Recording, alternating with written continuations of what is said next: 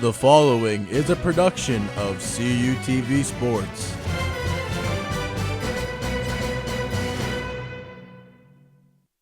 The history of the California-Indiana rivalry has deep roots starting in the early 1900s. From exceptional coaches to star players,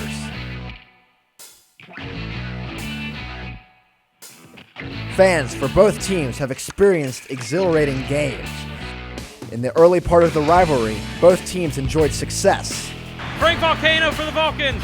That all started to change in the 1980s and 90s when Indiana started a 20-game winning streak that included domination by IUP. The IUP offense has just been picking apart the Cal defense. And heartbreaking defeat for the Vulcans. Takes a look. He's going down the sideline. He's got Hoskins being pummeled down the sideline. Makes the catch. Incomplete. And there is no flag. In 2005, the rivalry was revitalized with the changing of the guard. We have finally, for the first time since 1984, knocked off those IUP Indians. Now, the two meet for the 88th time, with the winner taking home not only the coveted Cole Pale Trophy, but also an inside track to the PSAC West title. Cole Bowl 6, next on CUTV.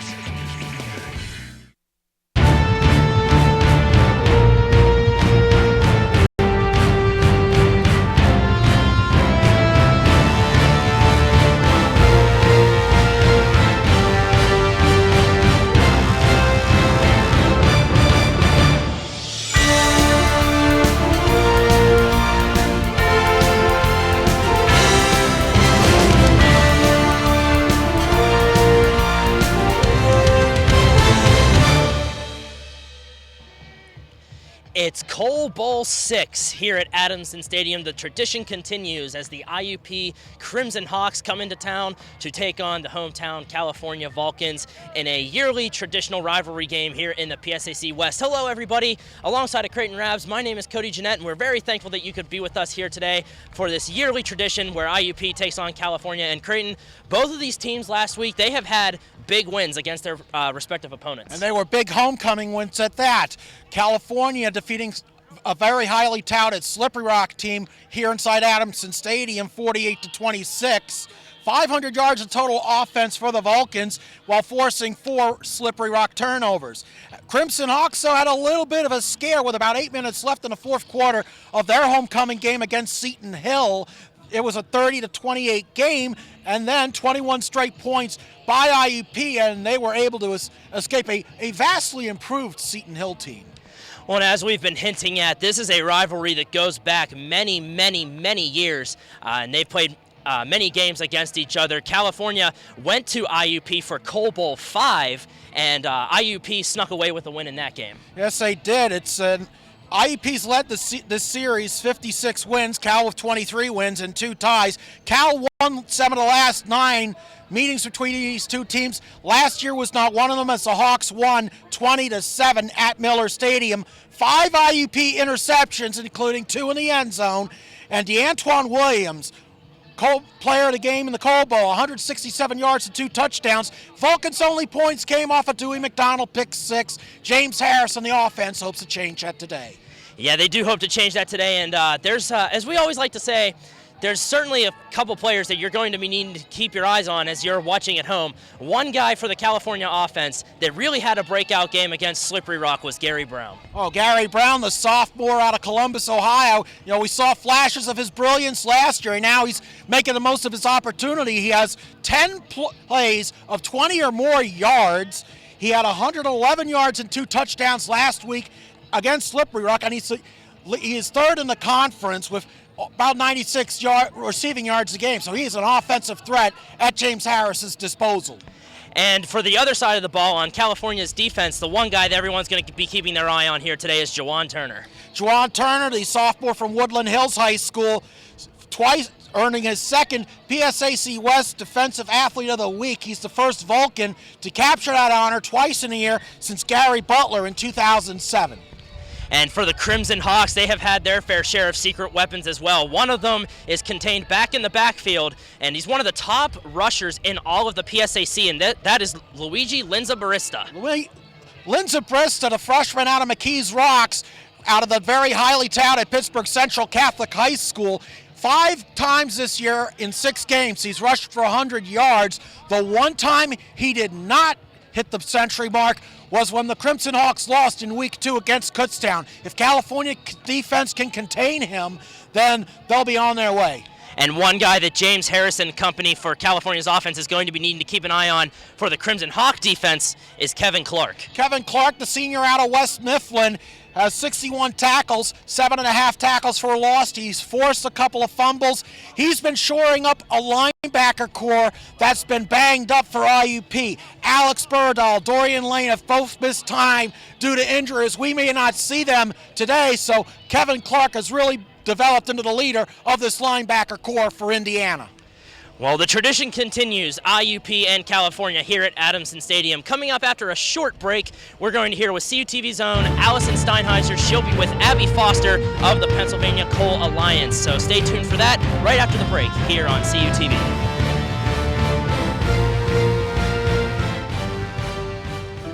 One decision, endless possibilities. California University of Pennsylvania opens your mind to more than 130 programs of study. Programs that matter to business, to justice, to our environment, to the future of our world.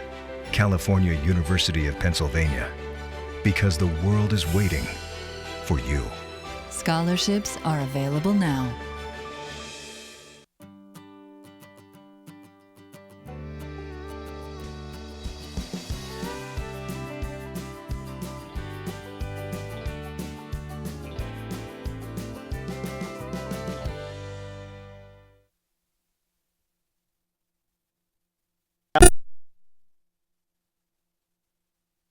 Welcome back to CUTV's coverage of the 6th annual Coal Bowl. I'm Allison Steinheiser, and alongside me is a representative for the Pennsylvania Coal Alliance, Abby Foster. And Abby, for the people that might not know, can you explain what the Pennsylvania Coal Alliance is? Absolutely. Pennsylvania Coal Alliance represents over 300 companies in the Commonwealth that benefit from or in some way involved in the production of coal in Pennsylvania.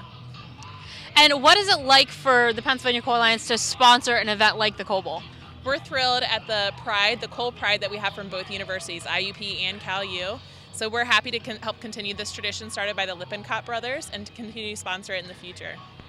And if somebody wants to find out some more information about the Pennsylvania Coal Alliance, where can they get more information? You can get more information at betterwithcoal.com. Sign up for our email list at the bottom of the page and stay updated on the news, policy, and alerts. Thank you very much. Coming up next, Cal and IUP kickoff.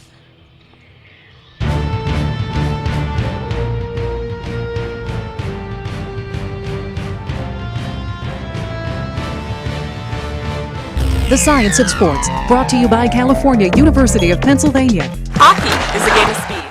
But just how fast can this 6-ounce disc travel? Slap shots are usually in the 80 to 90 miles per hour range. From the blue line, a puck traveling 64 feet at 90 miles per hour gives the goalie less than half a second to react. The fastest speed ever recorded for a hockey puck? A blistering 119 miles per hour. The Science of Sports, brought to you by California University of Pennsylvania.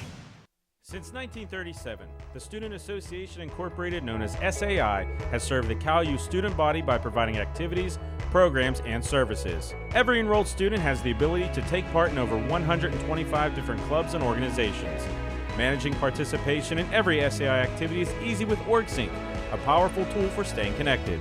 Located 1 mile from campus, the SAI Farm has 94 acres of meeting and recreational space. SAI, it's your student association. With 18 institutions, my conference is the largest league across all NCAA classifications. With nearly 7,000 student athletes competing in 23 championships, my conference sponsors the most championships in Division II. With a 78% academic success rate, my conference graduates student athletes well above the national average. We compete with passion. We take pride in our efforts in the arena and in the classroom. The Pennsylvania State Athletic Conference. Passion, pride, Pennsylvania. For almost 30 years, CUTV has been the campus and community home for local news, sports, and entertainment. Broadcast in 100,000 homes in southwestern Pennsylvania, CUTV provides complete coverage of Vulcan sports as well as high school football coverage. Broadcast weekly live, CUTV News Center provides coverage of local and campus events, weekend weather, sports highlights, and feature stories. For more information on CUTV, check us out on the web, friend us on Facebook, or follow us on Twitter.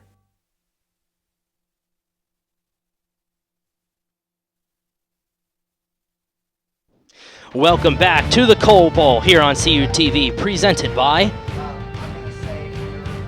the Pennsylvania Coal Alliance, Consol Energy, Original Fuels Incorporated, P&N Coal Company Incorporated, Rosebud Mining Company, Syntron Material Handling, Valier Coal Yard, and UMWA. We thank you for your support of the Coal Bowl here on CUTV.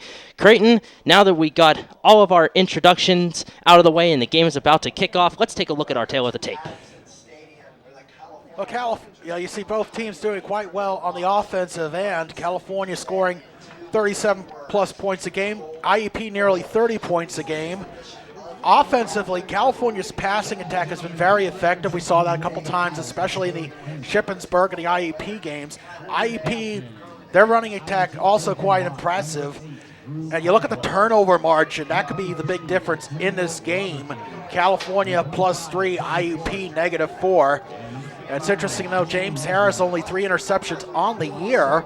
He has not had an interception since that overtime loss at Bloomsburg. So Vulcans are looking for some momentum to continue in that regard. The captains are out in the center of the field as we get ready. It's Drew Carswell, number 8, Aquino Robertson, number 23, Kevin Clark, 25, and Shane Meisner, 69 for IUP. For California, number 1, Jeff Knox, 51, Jack Abercrombie, 19, Cody Nuzzo, and 26, Bronco Busick. California will be wearing their black home jerseys with the white pants and the black helmets. And IUP will be wearing their all-white road uniforms. And it looks as though California has won the toss. They will receive, but they will be going from our right to left on your TV screen. And Cody, the wind is actually going from left to right. So California is basically going to be going into the wind. As you see, 56 degrees, the wind quite strong, and a 30% chance of rain as the Vulcans are about ready to come out. Yeah, the Vulcans are ready to take the field here. It's a tradition. It comes alive today. It's been going on for many years, the Coal Bowl. Coal Bowl number 6 here is the tradition. Last year it was held at IUP. This year it comes back home for the Vulcans. We're seeing the Vulcans about to take the field, and here they come. The roar of the crowd is going. The band is firing them up. The tradition's going, keeps on going, Creighton, and it's a beautiful day for one. Well, it's your typical Western Pennsylvania fall. The leaves and the trees as we see just to the north of us behind Vulcan Village, they're changing colors, as are the trees that we see over to our right, looking over into Fayette County, New Oldborough, and that general vicinity. Right, they're a little higher elevation from the rest of the main campus, but nonetheless, it's really a nice, good old school Saturday afternoon in October in the Mon Valley, and it's certainly going to be a big game as both teams are in a 3-way tie atop the PSAC West. We'll certainly be discussing that as the game progresses. And well, California has 3 of the last 4 Coal Bowl MVPs going all the way back to 2010. The only one that they don't have was a running back for IUP. DeAntoine Williams was the one that got it back in 2013. And that was last year's game where California's offense scored no points. As we mentioned in the open, the only points coming from Dewey McDonald's pick 6, as we see Nick Grissom back deep for the Vulcans and trying to make out who the other one is. I believe that's 26 or 28. It's difficult. It's Terrell Roberson. As we see the senior Brett Ullman, senior out of Baltimore, Maryland, Perry Hall High School, about to kick it off. And we're about ready to get it going, Cody. The ball is on the tee.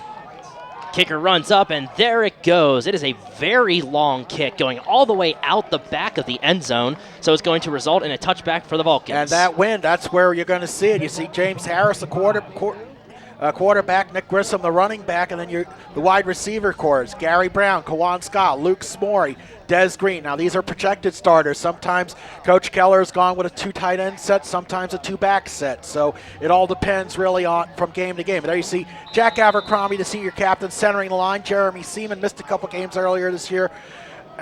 So game's really going to be one in the trenches today, Cody. 15 fresh minutes on the clock. James Harris and company will line up at the 25-yard line. Harris is under center. Man goes in motion from far to near side. Harris ready to take the snap. There it goes, play action. He's looking to pass. Fires up the middle, and it is incomplete. In and out of the hands of his intended target, right at about the 42-yard line. That was intended for Gary Brown, and he's throwing right into that wind. There you see the front 7. We alluded to some injury issues. We're told Dorian Lane, 48, out, but Kevin Clark, our player to watch, is certainly going to be the key of that line. And you see some very experienced defensive backs, including Steve Franco. Harris takes it out of the shotgun. He fires to the 30, and he has his man. He scrambles to get a couple more yards after the catch, so it's going to be 3rd down and about 4. That was Gary Brown in on the catch, and the IUP secondary just converging as California goes into the no huddle. Looks like it's going to be a 2 tight end set with Des Green and Paul Butler now in the game. Harris is lining up under center with his squad right at the 32-yard line. Receiver on each side and a couple of tight ends. Takes a snap, dropping back to pass, looking right, fires over there. The pass is tipped, and it falls incomplete. There's a flag down on the field coming in after the pass hit the ground, so we'll see what the call is here. I will wait for the official call, Cody, but that did look like Miles Catlin, 21. It is going to be defensive holding, so that is a gift for the Vulcans. Absolutely, Cody. We see on the replay Harrison's going back, and he'll throw to his right. And watch, you'll see some contact right there by Catlin, 21, as Des Green, the tight end intended receiver. So a big break here for California, 1st and 10 from their own 42. That's going to give them 1st and 10. Just like you said, Creighton, Harris is out of the shotgun. He's ready to take the snap. There it goes. And here's a draw up to Roberson. Roberson taking it up the far side. He's going to be tackled in the backfield for a short loss. It'll be 2nd down and about 11. There are quite a few Crimson Hawks converging on Terrell Roberson. Roberson, the senior out of Penn Hills. Watch as Roberson goes to his right, and then you're going to start to see just a sea of white all over in the backfield for 2nd and 12. 2nd down and 12. Harris out of the shotgun, drops back to pass, looking left. He fires near midfield. It's caught. Scrambling for some more yards before he goes out of bounds. That was Kawan Scott on the reception. That's a 1st down for the Vulcans. Remember, Cody, they're throwing into the wind here. Watch, look at the good block by the offensive line. It gives Harris some time as Scott he's wide open before Alan Wright, the freshman out of McKeesport, pushes him out of bounds. Harris is out of the shotgun, looking to pass once again, looking left, fires, and he finds Scott once again before he gets pushed out of bounds, right at about the 31-yard line. It's pick your poison with this California offense. You see the same exact play, only this time it's Jarrell McFadden, the one who knocks Brown out of bounds, and we're right back to live action, 1st and 10 from the 31 of IUP. 1st down and 10. Harris wasting no time. He hands it off to his running back. He takes it up the middle for a very short gain. It'll be 2nd down and about 7. Nick Grissom, a sophomore out of Cincinnati, Ohio, just not able to really find a big hole, but he does get a gain of 2, so that will set up a 2nd and 8. Harris is in the shotgun. Couple receivers on his right, one on the left. He's dropping back to pass, looking right. He fires. It's caught right at the 22. Trying to fight away for some more yards, but he'll go nowhere after the catch. It's going to be 3rd and short. Gary Brown on the catch, and watch as you look at Harris again. We're seeing a lot of time. You'll see 67, Tyler Pearson with a big block, and then right as Gary Brown gets it, there you see Alan Wright right in on the stop. So now it is 3rd down and 2. Harris is in the shotgun. He's ready to take the snap. Going with a hard count, trying to draw IUP offsides, but they don't budge. So they'll reset. 2 receivers on the left, 1 on the right, and a tight end on the right. He also has a sidecar with him. Takes the snap, looking to pass. Quick pass to the right. It's incomplete. It takes a bounce right at about the 20-yard line. That would have been enough for a 1st down, but it hit the ground first. And that was in and out of Gary Brown's hands. So an unfortunate drop for the Vulcans, and it looks like they're going to go for it, Cody. It's in this wind. It's a kick within Cody Nuzzo's range. But watch here on the replay. in and out of Gary Brown's hands. So a rare drop for our player to watch, a sophomore out of Columbus, and they're going for it. The Vulcans are going for it. Harris lines up under center on 4th down and 2. 2 receivers to his left. He has a tight end on his right along with a receiver there. He goes in motion to the near side. Harris, play action, looking to pass, fires up the middle. It's incomplete. Takes a bounce inside the 10. Turnover on downs for the Vulcans. IUP will take over. That wasn't a bad idea to go for it, because this is definitely within Cody Nuzzo's range, but you're kicking into the wind. So a good idea by California. They just couldn't execute there. You see your defense. California going with a 4-3. You see Busick, Lynn, and Jeff Knox Jr., your linebackers, and a solid defensive line anchored by Tyler Haddock and Juwan Turner. There's the defensive backfield. Terry, Farmer, Bowman, Gill, and they have just been outstanding this year. But keep on. You may see Chaz Veal a little later on in this game. So IUP will take over in California, or I beg your pardon, in their own end. There's the handoff to his running back. He's taking it way up the middle for plenty enough for a first down, it looks like. Luigi Linzabrista, the freshman out of McKees Rocks, just getting a lot of help from his offensive line as they just cleared a path on that opening. You see Chase Hazlitt at quarterback. Hazlitt is the son of IUP, one of the IUP legends, Jim Hazlitt, who's now the defensive coordinator for the Washington team in the NFL. There you see that offensive line for IUP on 1st and 10 for the 34. So Hazlitt will line up in the shotgun, play action, pass to the near side. That's caught at the 40.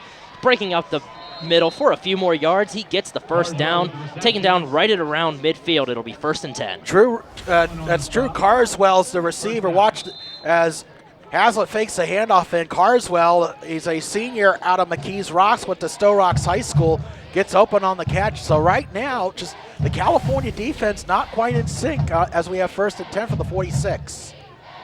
First down and 10 for Hazlitt and company. He lines up with no receivers on his right, but there are a couple tight ends, and 2 receivers on his left. He also has a man in the backfield. Takes a snap. There's a handoff to his running back. He's taking it up the far side, breaking away from the defense. He's across the 40, the 30, the 20. He has one guy to beat. He's across the 10, gets taken down just short of the goal line. Looks like he's taken down inside the 5 where he was forced out of bounds. Arnell Farmer with the touchdown-saving tackle on Luigi Linzabrista. Keep an eye on the left side of this offensive line for the Crimson Hawks. There's Bruce Atkins, 70. You also see Matthew Sasson, 52, clearing the path, and Linzabrista does the rest. I mean, right now, the IUP offense, 3 plays, all for first down, and it's just they're really catching this California defense off guard. It'll be 1st and goal from the 1, 10:54 left. First down and goal from the Crimson Hawks. No wide receivers. That's a goal line formation. Hands it off to his running back. Trying to take it up the middle, but goes nowhere. He's stopped short of the goal line. It's even looks like it might be a little bit of a loss. I mean, this is where the California defense has to step up in this circumstance. That was Darian Brandley, 35, a sophomore out of Midland, went to Beaver Area High School. So now they're going to mark it as a loss of 2 on that play, loss of 1 rather. The ball will be at the 2 on 2nd and goal. And now we're seeing Corey Ford, the senior out of Harrisburg, entering the game. So Hazlitt will line up under center with a receiver on each side and a man in the backfield. He's looking to pass. Fires on the left side. It's way overthrown. Incomplete, taking a bounce out of bounds. So now 3rd and goal for the Crimson Hawks. That was good defense right there by Chaz Veal, 17 for the Vulcans, a junior out of Cleveland, going one-on-one with Brock DeChico. He's a senior went to Thomas Jefferson up in the South Hills. Watches Hazlitt's wide open. He's got the coverage. Looked like there was a little bit of contact. They could have thrown a penalty either way, but the refs decided no call.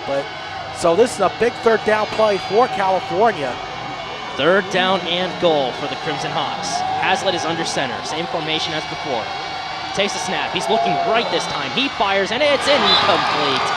Once again, overthrows his intended target on that pass. Drew Carswell, the intended receiver, and it looks like the wind might have had a little bit of an impact as the throw sailed a little bit wide. Watch this offensive line giving Hazlitt a lot of time, but Carswell just not able to get to it. And now we're going to see Brett Ullman He has 39 field goals for his career with IUP. Matt Spiegel, the punter out of Bethel Park, is going to be the holder here.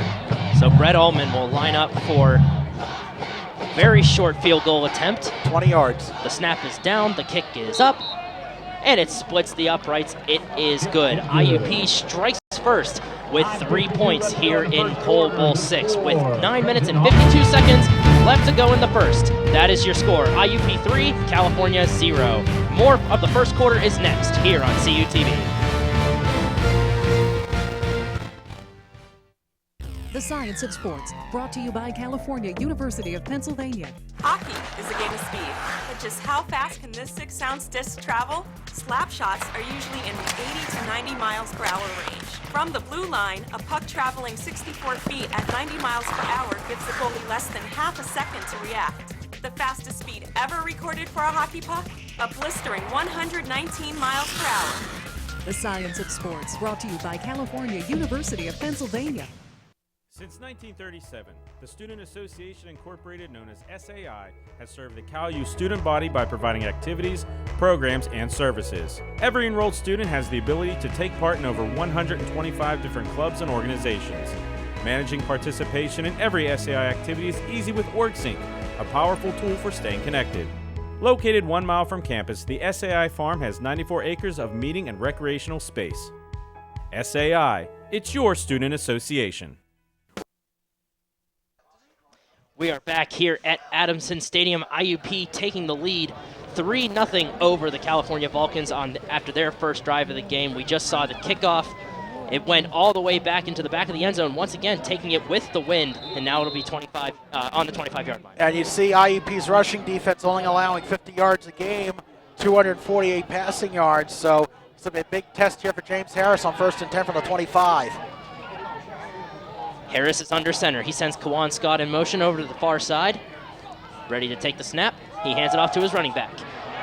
Trying to break away from the defense with a nice little spin move, but he gets taken down in the backfield for a loss of about 1 or 2 yards, so it'll be 2nd and 11. They're actually going to mark it back to the original line of scrimmage. That was a good effort by Roberson to just get back to the original line of scrimmage as California goes into a no huddle. There you see the stop there by Aquino Robertson.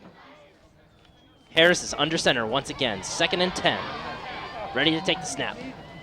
He hands it off to his running back, taking it up the middle for a gain of about 1 yard, if anything. Another short gain on the ground. There's going to be a gain of 1 for Roberson. Once again, we're just seeing the IUP front 7, especially that offensive line. You see Meisner, 69, 90, also 93, Karan Gibson. They're closing those holes. Roberson can't get through.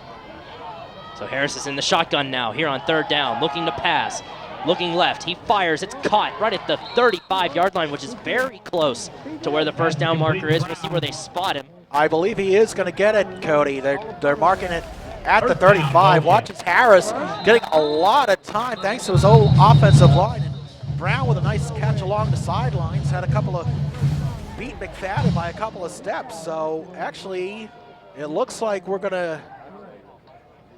Well, we couldn't tell if they were going to come out to measure, but it is going to be ruled a 1st down, so they're going to reset the chains with 8:46 left in the 1st quarter. There was a little bit of confusion there with the chain officials. The sign said 4th down, but the one was already moving down as if it was a 1st down. But now we got it all settled. It's 1st down and 10 from the 35. Harris is in the shotgun. He's ready to take the snap. He's looking to pass, looking right, fires, and it's caught right at the 45-yard line, scrambling for a couple yards to about the 47, where he'll get enough for the 1st down for the Vulcans. And Kawan Scott literally on his knees as he made the catch, or close to being on his knees. Just watch, again, Harris with a lot of time as Scott with a nice catch is on his knees, as we said, 1st and 10 for the 46. The Harris is once again under center with a receiver on each side and a man in the backfield. 8:07 left to go here in the 1st quarter. Harris hands it off to his running back. Breaks up the middle, across midfield into enemy territory. Taken down right at about the 43-yard line. That's going to be enough for another 1st down. And that's Nick Grissom. That's one of the first times we've seen California really get through on the running attack. Watch, you see, look at Jack Abercrombie, 51. Look at Zach Moorhead, 77, clearing a path for Moorhead on 1st and 10 from the IUP 44. So now Harris will line up under center with a receiver on each side, a couple of tight ends, and one man in the backfield. Looking to pass, looking left, he fires, it's caught inside the 40-yard line, right at about the 36 before he's forced out of bounds. That's Gary Brown once again. California's been running that a lot, and McFadden just not able to, for IUP, not able to get there. Watch, again, a lot of time, and just good timing on the footwork there by Gary Brown. Second down and 3 for the Vulcans. Harris is under center. Taking the snap, hands it off to his running back.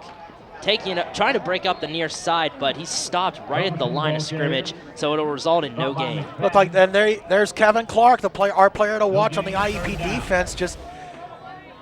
He was among several others, including Jeff Palmer, 56, in on the stop, along with Robertson, 23. So that's going to set up a big 3rd and 3 for the Vulcans. 3rd down and 3 from the IUP 36-yard line. Harris is in the shotgun with 2 receivers right, 1 to the left, and he also has a sidecar with him. Takes the snap, dropping back to pass, looking left. He fires incomplete, in and out of the hands, right at about the 30-yard line, and goes way behind him. So it will be 4th down for the Vulcans once again. And right now, is just like the last 4th down situation, as first we'll see the pass go right through the hands of Gary Brown. It looked a little bit high, but nonetheless a big 4th down play here. Big 4th down attempt for the Vulcans here. They are going for it once again. Harris out of the shotgun, dropping back to pass. Looking, he fires up the middle, and it's caught right at the 30. His receiver goes inside the 25-yard line for plenty enough for a 1st down. And Des Green, once again, the sophomore out of Clareton with a big catch, and a good. You see, look at all the protection from his offensive line, and gets through a couple IUP defenders. 1st and 10 from the 23. 6.5 minutes left to go in the first. Harris is under center, 1st down and 10 from the IUP 24. He hands it off to his running back. That's Grissom, taking it up the middle for a very short gain, if anything. It's Justin Weldon, a freshman out of Easton. Ali Muhammad, a senior out of Kingston near Scranton, in on the stop. So they're just converging again. Now no gain, 2nd and 10. 2nd down and 10 for the Vulcans. 2 receivers right, 1 to the left. Harris also has a sidecar with him. A little bit of movement for IUP, but they're jumping back. Harris trying to draw them off sides. Yep. It's good discipline there by Clark, 25 on the left side, to just stay. And Harris dropping back, rolling out to his right. He fires into the end zone, and it is complete for the Vulcan. Touchdown right on the far front corner of the end zone. It's 6-3 pending the extra point. That's Luke Smorey, the freshman out of Baldwin. He's been getting some snaps here in the season, and watches Harris will roll to his right, and he just fires it, just pinpoint accuracy, as California just gets that touchdown they were desperately looking for last year from the offense. And what a good underrated job this year by Luke Smorey for the Vulcans. Snap is down. Cody Nuzzo's extra point is up, and it splits the uprights. It is good. California strikes back, taking the lead back 7-3. That is your score with 5 minutes and 37 seconds left. More of the first quarter next here on CUTV.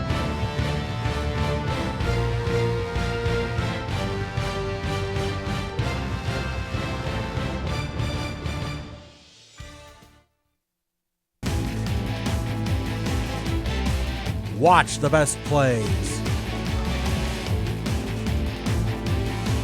Relive the biggest games. Check out CUTV's most memorable broadcasts as we pull them from the vault, only on CUTV.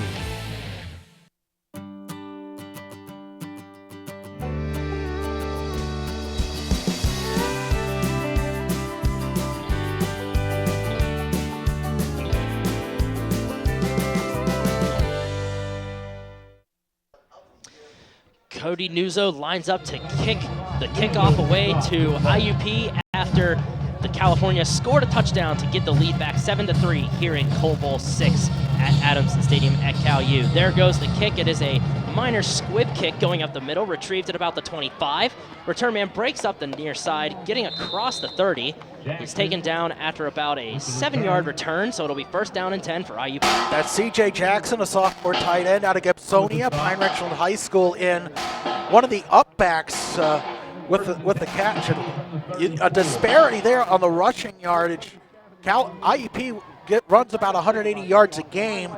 California, though, nearly 80 yards a game. They nearly gave up that many yards on the ground to Lindsay Brista on that opening drive. So but they dodged a big bullet by holding the Crimson Hawks to a field goal. First and 10 for the 34, excuse me. First and 10. Hazlitt out of the shotgun, going up the far side, going nowhere. He stopped right at the original line of scrimmage, right around there, so it'll be second down and 10. Lindsay Brista looks like, as you mentioned, Cody, no gain on that play.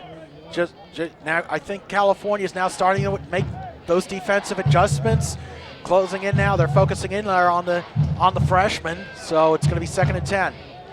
5:05 left to go here in the first. Chase Hazlitt will be under center with 2 receivers on his right and a couple of tight ends and a couple of men in the backfield.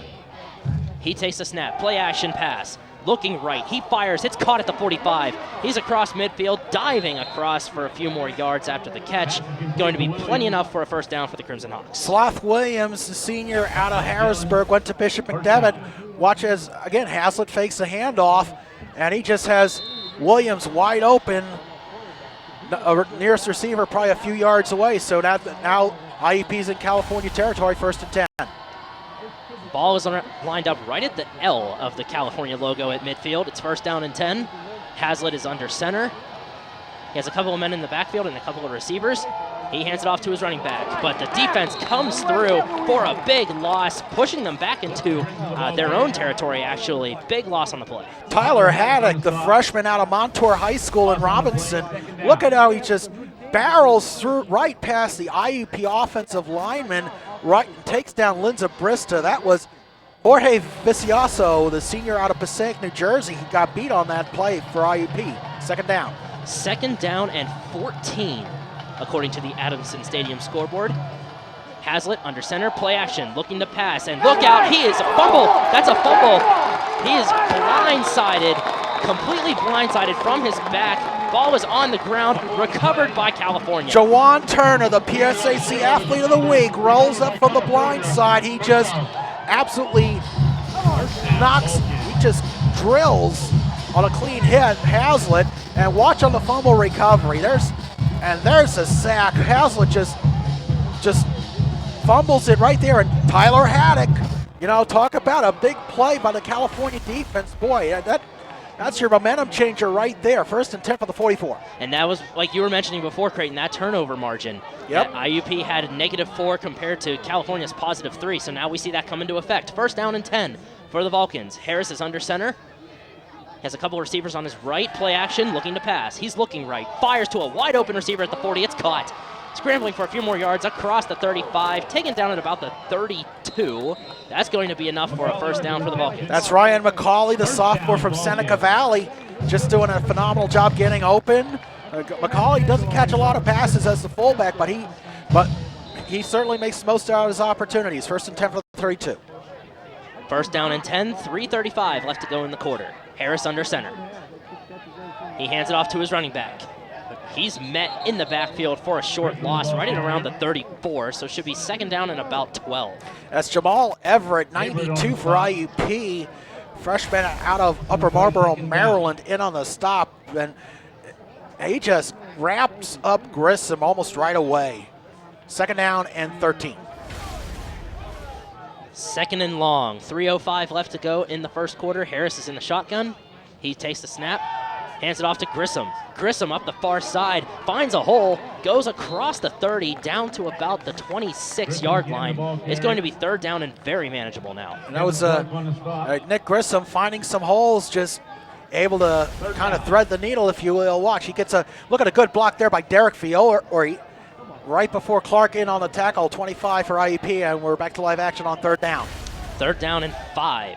Harris is in the shotgun, takes the snap, looking to pass. He's looking middle, fires, and it's caught at the 20. He's across inside the red zone. That's enough for a first down for the Vulcans. Tom Green, another freshman wideout, from Woodland Hills High School. Just look at the job. Right up the middle goes Harris on the pass, and that is Takai Turner in on the stop. 1st and 10 in the red zone. 1st down and 10. California lined up at about the 18-yard line. Harris is under center with a couple of receivers and one man in the backfield. He hands it off to his running back, taking it inside the 15, down to about the 12. It's going to be 2nd down now. Roberson on the carry. That's going to be a gain of about, looks like it's, from our vantage point, looks like 5 or 6 yards, but right to back, live action, no huddle. No huddle, California wasting no time. Harris under center, flag is down after the very quick play. There might have been too many men on the field here, Graydon. Okay, and well, that'll be a big break for California. We'll wait for the official call from referee Brandon Hoover. So we'll just wait and see what it is, and here's the call from Brandon Hoover. Illegal substitution. Defense. It is going to be an illegal substitution penalty against Seton Hill. Or not Seton Hill, I beg your pardon, IUP. IUP played Seton Hill last week. That's what I was thinking of.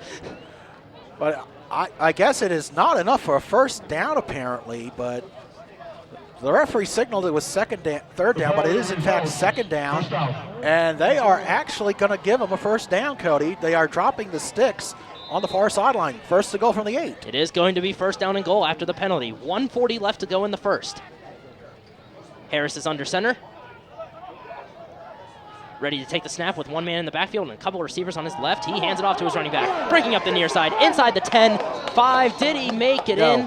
It looks like he got pushed out of bounds just short of the goal line. They're saying a touchback. It's an IUP ball. I mean, I didn't see how that was a fumble, but well, we're about to see the replay here. It looks like Grissom might have lost control going out of bounds here, and then IUP pounced on it with the recovery. Let's take a look. And here's Grissom. Watch, you'll see he just loses control of the ball, gets forced out of bounds at the same time by Allen Wright, and they're going to say the ball went through the end zone, so Indiana getting a break. IUP gets the ball after the bizarre fumble goes out of bounds. Grissom going for the touchdown, but just couldn't maintain possession of the ball. So the Crimson Hawks with a very lucky break here. They get it 1st down and 10 from the 20-yard line. So it's going to be Hazlitt out of the shotgun. Fires over the far side. It's caught right at the 26-yard line. It'll be 2nd down and about 4. That was Carswell on the catch. Here's the play again, Cody. And Grissom looked like he had his straight shot into the end zone, but you got to give Allen Wright credit on the pursuit. There's the contact right at the 1, and the ball. He wasn't in the end zone yet. He was not in the end zone, and the ball kind of got knocked out over into the end zone. So we have a clock problem apparently. We're in the last minute of the play in the 1st quarter. 50 seconds left to go in the 1st. Hazlitt under center, hands it off to his running back. He's met very early on, right around the original line of scrimmage. No gain on the play. Lindsey Bristol with a gain of 1, and looks like we're going to have one more play in this quarter. It's about 35 seconds left. It's about a 2 or 3 second difference between the play clock and the game clock. So Hazlitt is taking his time, huddling up. It's 3rd down and 3 from the IUP 27. Hazlitt has 2 receivers on his right, 1 on the left, and a couple of tight ends, and a man in the backfield. California showing blitz. He fires out the middle. It's caught past the 1st down marker inside the 40-yard line, right at about the 42. That's going to stop with 8.6 seconds left as they move the chains. That was Carswell on the catch. You see it gets a step or 2 ahead of Chaz Veal, the defender, and so IUP gets a 1st down, and that's the end of the 1st quarter, Cody. Whenever we come back, IUP will continue their drive, going from right to left this time as the 2nd quarter begins. After 15 minutes of play, your score, California 7, Indiana 3. Stay tuned for more action from Coal Bowl 6 here on CUTV.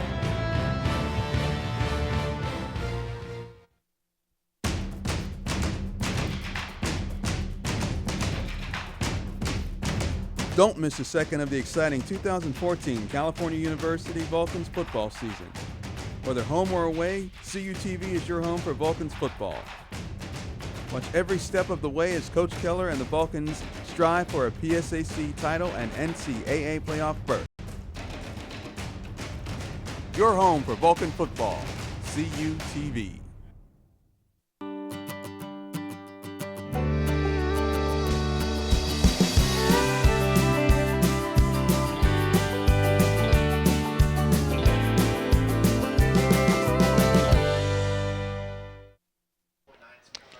California with the 7-3 lead over IUP after 1 quarter of play. And Creighton, this is shaping up to be a very important game, not just for the rivalry, but division-wise as well. As you see, California IUP Slippery Rock in a 3-way tie for first place. Gannon winning on Thursday night over Edinburgh, so they're still keeping pace. But right now, for all intents and purposes, Cody, this game could very well be the deciding factor in who wins the West. And then next week, Indiana takes on Slippery Rock. Yes, so the schedules couldn't have fallen any better at this point in time. So now it's first down and 10. Haslett out of the shotgun, hands it off to his running back. It's a draw up the middle, taking it for a short gain of about 3 yards. It's going to be 2nd and 7. Lindsey Bristol with a gain of about 2 yards. First quarter, he had 61 yards on offense. Watch him following his blockers. You see them clearing a path, but not before. It looked like Busick from our angle, but nonetheless, a big stop right there for coming up for California on 2nd and 7. 2nd down and 7 for the the Crimson Hawks, I beg your pardon. 2 receivers on the right, couple of tight ends on the left. Haslett out of the shotgun with a man in the backfield. Taking the snap, play action, looking to pass, fires up the middle. It's caught inside enemy territory. He gets taken down right around the 43-yard line. That's plenty enough for a first. He faked it once again. He faked the handoff to Lindsey Bristol, and he found Carswell wide open. A couple of the Cal defenders buying the fake, and there you see the pass. Carswell gets a step ahead of Chaz Veal, the defensive back, so it's now going to be a 1st and 10 from the 41. 1st down and 10 for the Crimson Hawks inside California territory. Haslett has two receivers on his left and a couple of men in the backfield. He's under center. Ready to take the snap. He hands it off to his running back. Up the far side for a very short gain. It'll be 2nd and about 8. And that was Lindsey Bristol once again on that play. Watch as he follows his fullback. That is Nick Dubowski, 38, clearing a path, but not before Busick. And it looks like Damon Pierce, 94, the freshman from Ridley High near Philadelphia, in on the stop. So that is a gain of 2. 2nd and 8 from the 39 rather, excuse me. Haslett will line up his squad at the 39. A receiver on each side, a couple of men in the backfield. He's under center. Takes the snap. Play action pass, rolling to his right a little bit, and he's going to be sacked back behind the original line of scrimmage for a loss of about 4. It's going to be 3rd down and long. Jawan Turner, that was a loss of, they're going to give him credit as a loss of 2. Look at the way he just pushes the blocker out of the way. That was Dubowski who got blocked by Turner, pushed back, and then Turner takes care of the rest. It's a 3rd and 10 here for California. This is a big defensive stand for the Vulcans. 3rd down and 10. 12 and a half left to go in the 2nd quarter. Haslett is in the shotgun. He has a sidecar with him on his right. Couple receivers on his left and one on the right, but IUP calls the timeout. 12:27 left. Head coach Kurt Signetti trying to get everything organized on a very big 3rd and 10 as IUP is going to be, they are going into the wind in the 2nd quarter. So it's interesting to note, we were talking about Slippery Rock. They are in Ann Arbor, Michigan this Saturday for, well, here's IUP's schedule. They get Slippery Rock, as we said, the Rock in Ann Arbor, Michigan to take on Mercyhurst. Rock leading 10-0. Then they close out the schedule, Clarion on the road at Gannon, and then if they don't qualify for the PSAC state game, they will get Westchester at Miller Stadium. Of course, that is subject to change because Westchester could win the East. They could go to the state game, but the last couple of years we've seen the state game is really, they haven't had to make any changes. I mean, Slippery Rock and Bloomsburg was already scheduled. The 2012 state game, Shippensburg and IUP was already scheduled, so it's fallen in quite nicely as the Crimson Hawks retake the field on 3rd and 10. Third down and 10 with 12:22 left to go in the second quarter. Hazlitt will line up out of the shotgun once again with 2 receivers left and 1 to the right. He's looking to pass. Fires up the middle, incomplete into no man's land, taking a bounce at about the 25-yard line, so now it's going to be 4th down. And it looks like a little miscommunication there by Hazlitt's receivers on that pass. The pass going right up the middle. Nearest receiver we actually saw was 81, Brock DeChico, was well to the left of that ball. So now we're going to see Matt Spiegel, a junior out of Bethel Park, punt away. He'll be punting into the wind to Aaron Terry, the deep back for the Vulcans. Aaron Terry is positioned at about his own 10-yard line, ready to take the punt. There it goes. It's spiraling like a pass, and it's going to go way into the end zone and go all the way back out for a touchback. First and 10 Vulcans from the 20. California, just like IUP, has been having a phenomenal season so far. I mean, the one loss back on week 2 at Bloomsburg, a heartbreaker in overtime, but there you see the rest of California's schedule after the Coal Bowl. They're at Clarion, home against Gannon, then they go to 38th and Parade in Erie to take on Mercyhurst, and then if they don't qualify for the state game, they get Lock Haven, or they could host the state game. So a lot of football left to be played as it's 1st and 10 from the 20. 12-11 left to go in the second. 7-3 the Vulcans lead here in the second quarter. Harris under center, play action, looking to pass. He's hurried, fires up the near side, but it's incomplete, taking a bounce at about the 36. Might have thrown that pass a little earlier than he wanted to. Well, he had Shane Meisner, 69, right, almost wrapping him up, but there's no intentional grounding call because Des Green was in the area, so they're going no huddle as it's 2nd and 10. 2nd down and 10 after the incomplete pass. Harris will line up in a shotgun, 2 receivers left, 1 to the right. He hands it off to his running back. That's Roberson going out the far side. Flags are down. It's going to be a short gain pending what the call is here. It's a gain of 4 by Roberson, but we have Roberson a little slow to get up, but he's fine running off on his own power. Here's the call. Holding offense number 78. It's going to be holding against California, so that will push them back 10 yards. Sounded like they said Mike Price, 78, getting hit with a hold. We'll see if we have it on the screen. Yeah, you see the IUP defender getting pushed down. So that pushes California back 10 yards. It'll set up a 2nd and 20 from the 10. I mean, these are the kind of penalties coaches absolutely hate. 2nd down and 20. California on their own 10-yard line. Harris dropping back to pass. Looking up the near side. Fires, and it is incomplete. Taking a bounce right around midfield. Very long pass by Harris, but it falls incomplete. That was intended for Kawan Scott, and it was just, might have gotten caught up in the jet stream there. But interesting to note, these are 2 of the most penalized teams in the PSAC. California, 91 penalty yards per game on 57 total penalties, and now it's 3rd and 20. 3rd down and 20 with 11:43 left to go in the second. Harris out of the shotgun, takes a snap, looking left, now looks right, fires, and it's caught at the 10. Receiver breaking across the 25, gets to where the original 1st down was. It's going to be about 4th and about 6. That was Derek Fiore on the catch. He got to the 26. And Harris this time gets some time, tries the short screen pass, and Fiore gets a little bit of a convoy, but it wasn't enough, as you see a couple of Crimson Hawk defenders get in there. So now Andrew Surratt, probably one of the leading punters in the conference, is going to kick it deep. Well, that gives Surratt plenty of breathing room as he gets ready for the punt. Here's the snap. Good snap. Punt is away. It's going up the middle, retrieved at about the 30-yard line. Return man breaking across the far side, across the 35. Gets about 7 yards on the return. That was Pigwiz there on the catch. He is a freshman out of Philadelphia Central. There you see, we mentioned Gannon defeating Edinburgh Thursday night, and then you look at the rest of the Western schedule.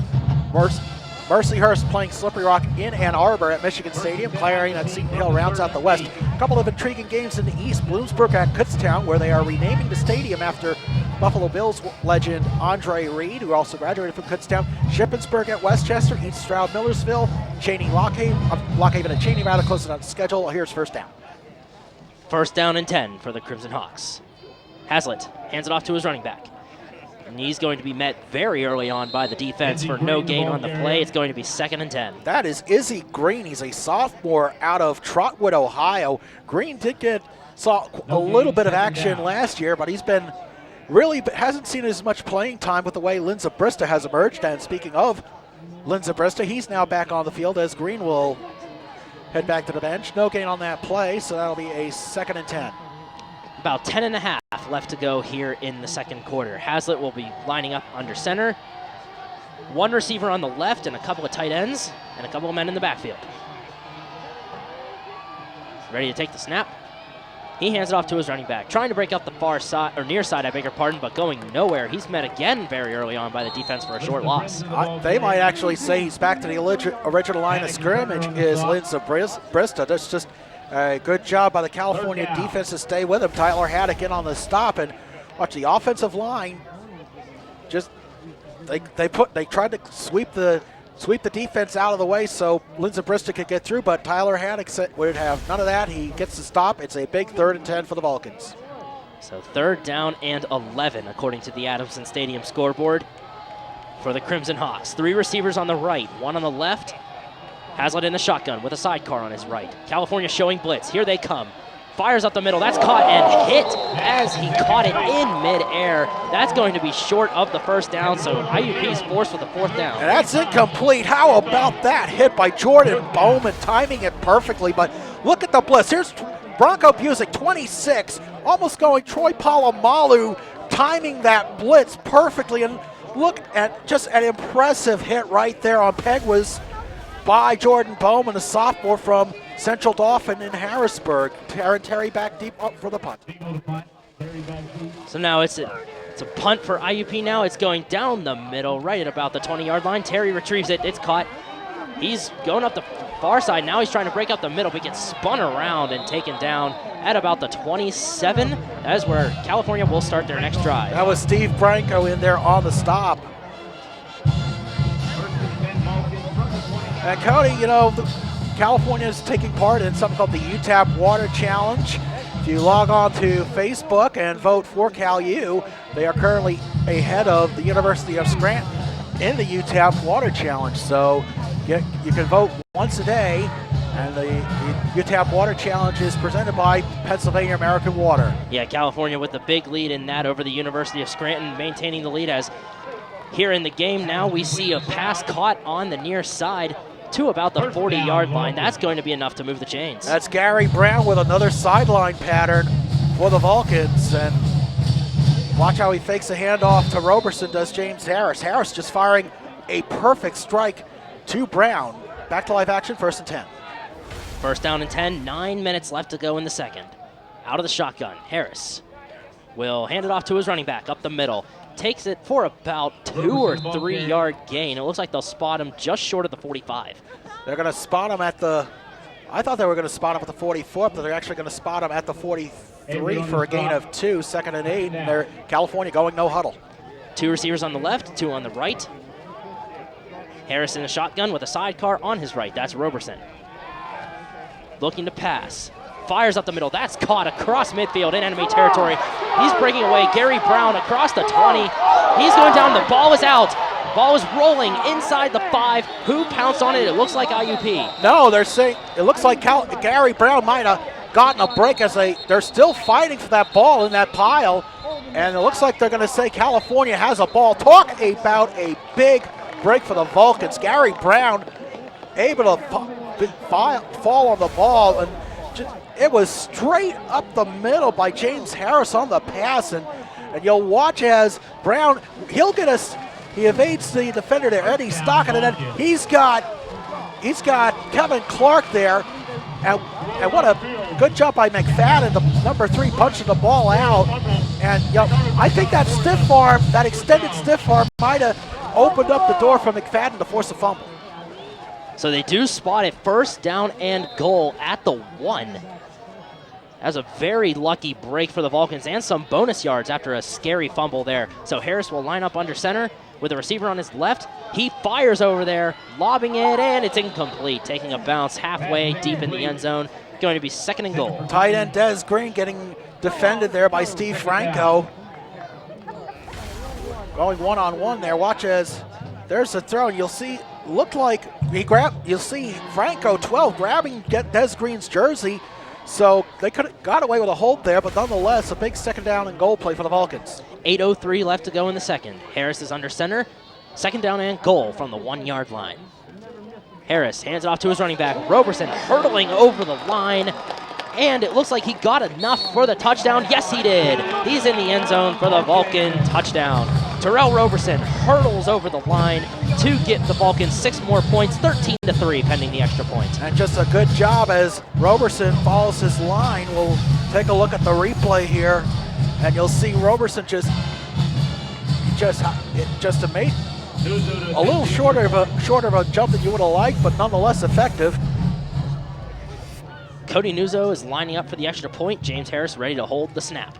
Snap is down, the kick is up, and it splits the uprights. It is good. California with 14 unanswered points now here in Cole Bowl 6. With 7 minutes and 56 seconds left to go in the second, that is your score. California 14, IUP 3. Stay tuned for more of the second quarter here on CUTV. CUTV News Center brings you the best in local news, weather, entertainment, and sports. A new building is being constructed, and it is estimated. We take a look at our local temperatures for this morning. Right around Du Bois, we have 38 degrees. Swimmer Diana Nyad and former pro hockey player Sean Avery. With the PSAC preseason poll. CUTV News Center, live, Thursdays at 5. CUTV. California University Television.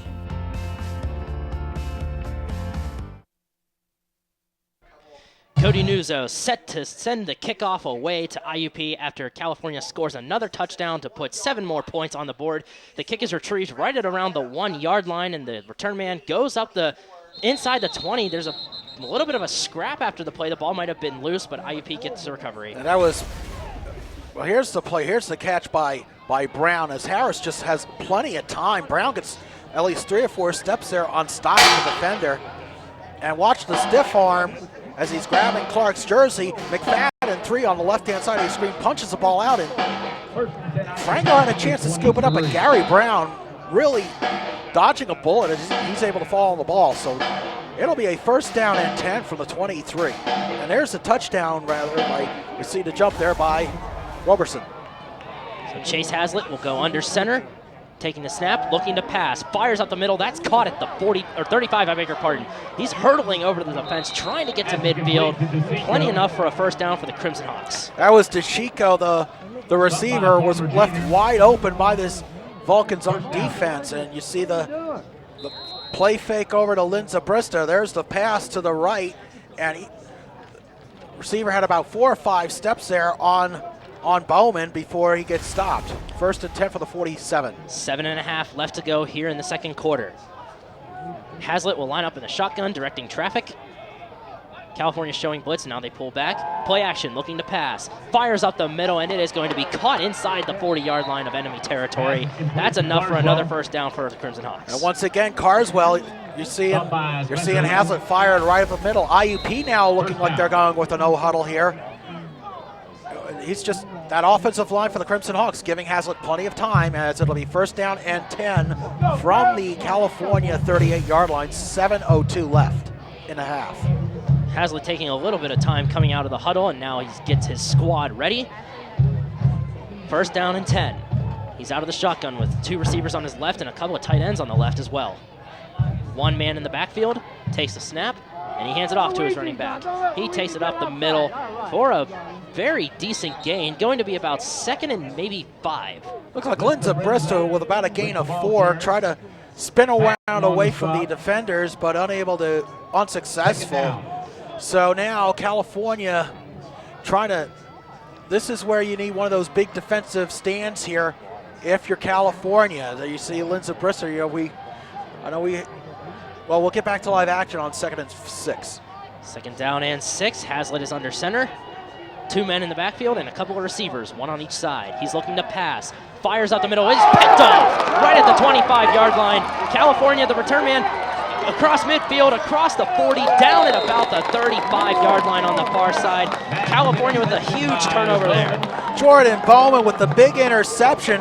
Hazlitt with the touchdown-saving tackle. Just we'll look at the replay here. There you see the joy from the Vulcans defense. And watch, it just looked like it was short there, Cody, as Bowman takes advantage.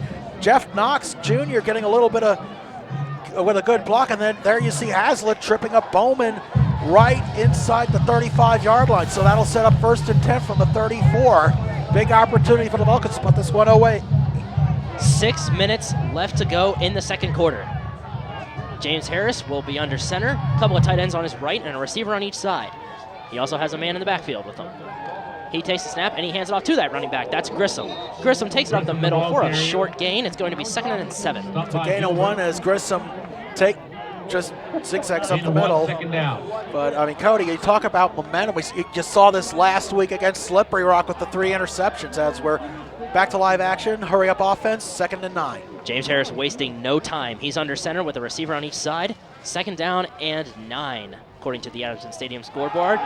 Play action looking to pass, and he's taken down way in the backfield for a big loss right around midfield. You got to give Kevin Clark, the linebacker for IUP, a lot of credit. He just flew right up the middle. He saw that hole on the left side of the offensive line, and he just zipped right through the easy pass lane. 3rd and long for the Vulcans. 5:07 and running left to go here in the second quarter. Harris will line up in the shotgun on 3rd down and 18, according to the Adamson Stadium scoreboard.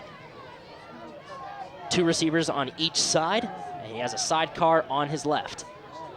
Takes a snap, looking to pass. He's looking middle, now looking left. He airmails it on the far side. He has a man. It's caught inside the 5 and into the end zone for the California touchdown. Kawan Scott on the reception. Yeah, we have a penalty flag thrown at around midfield. We'll wait to see what the official call is. Personal foul. Hands to the face. Offense. Number 67. It's going to be an illegal use of hands to the face against California. That's going to negate the play and push them back. And if Mike Keller's got to be pulling his hair out over this play. Look, that's just a spectacular throw. Kawan Scott just beat McFadden by at least 3 or 4 steps, and that is Tyler Pearson getting called for the personal foul, hands to the face. So it is 3rd and 33. And Cody, the Vulcans need to get to Charleroi just to get close to the 1st down. That's a very big play coming up here. 3rd down and 33. 3rd down and a mile, it may seem, for Harrison Company. He lines up out of the shotgun. He hands it off to his running back for a draw up the middle for a very short gain.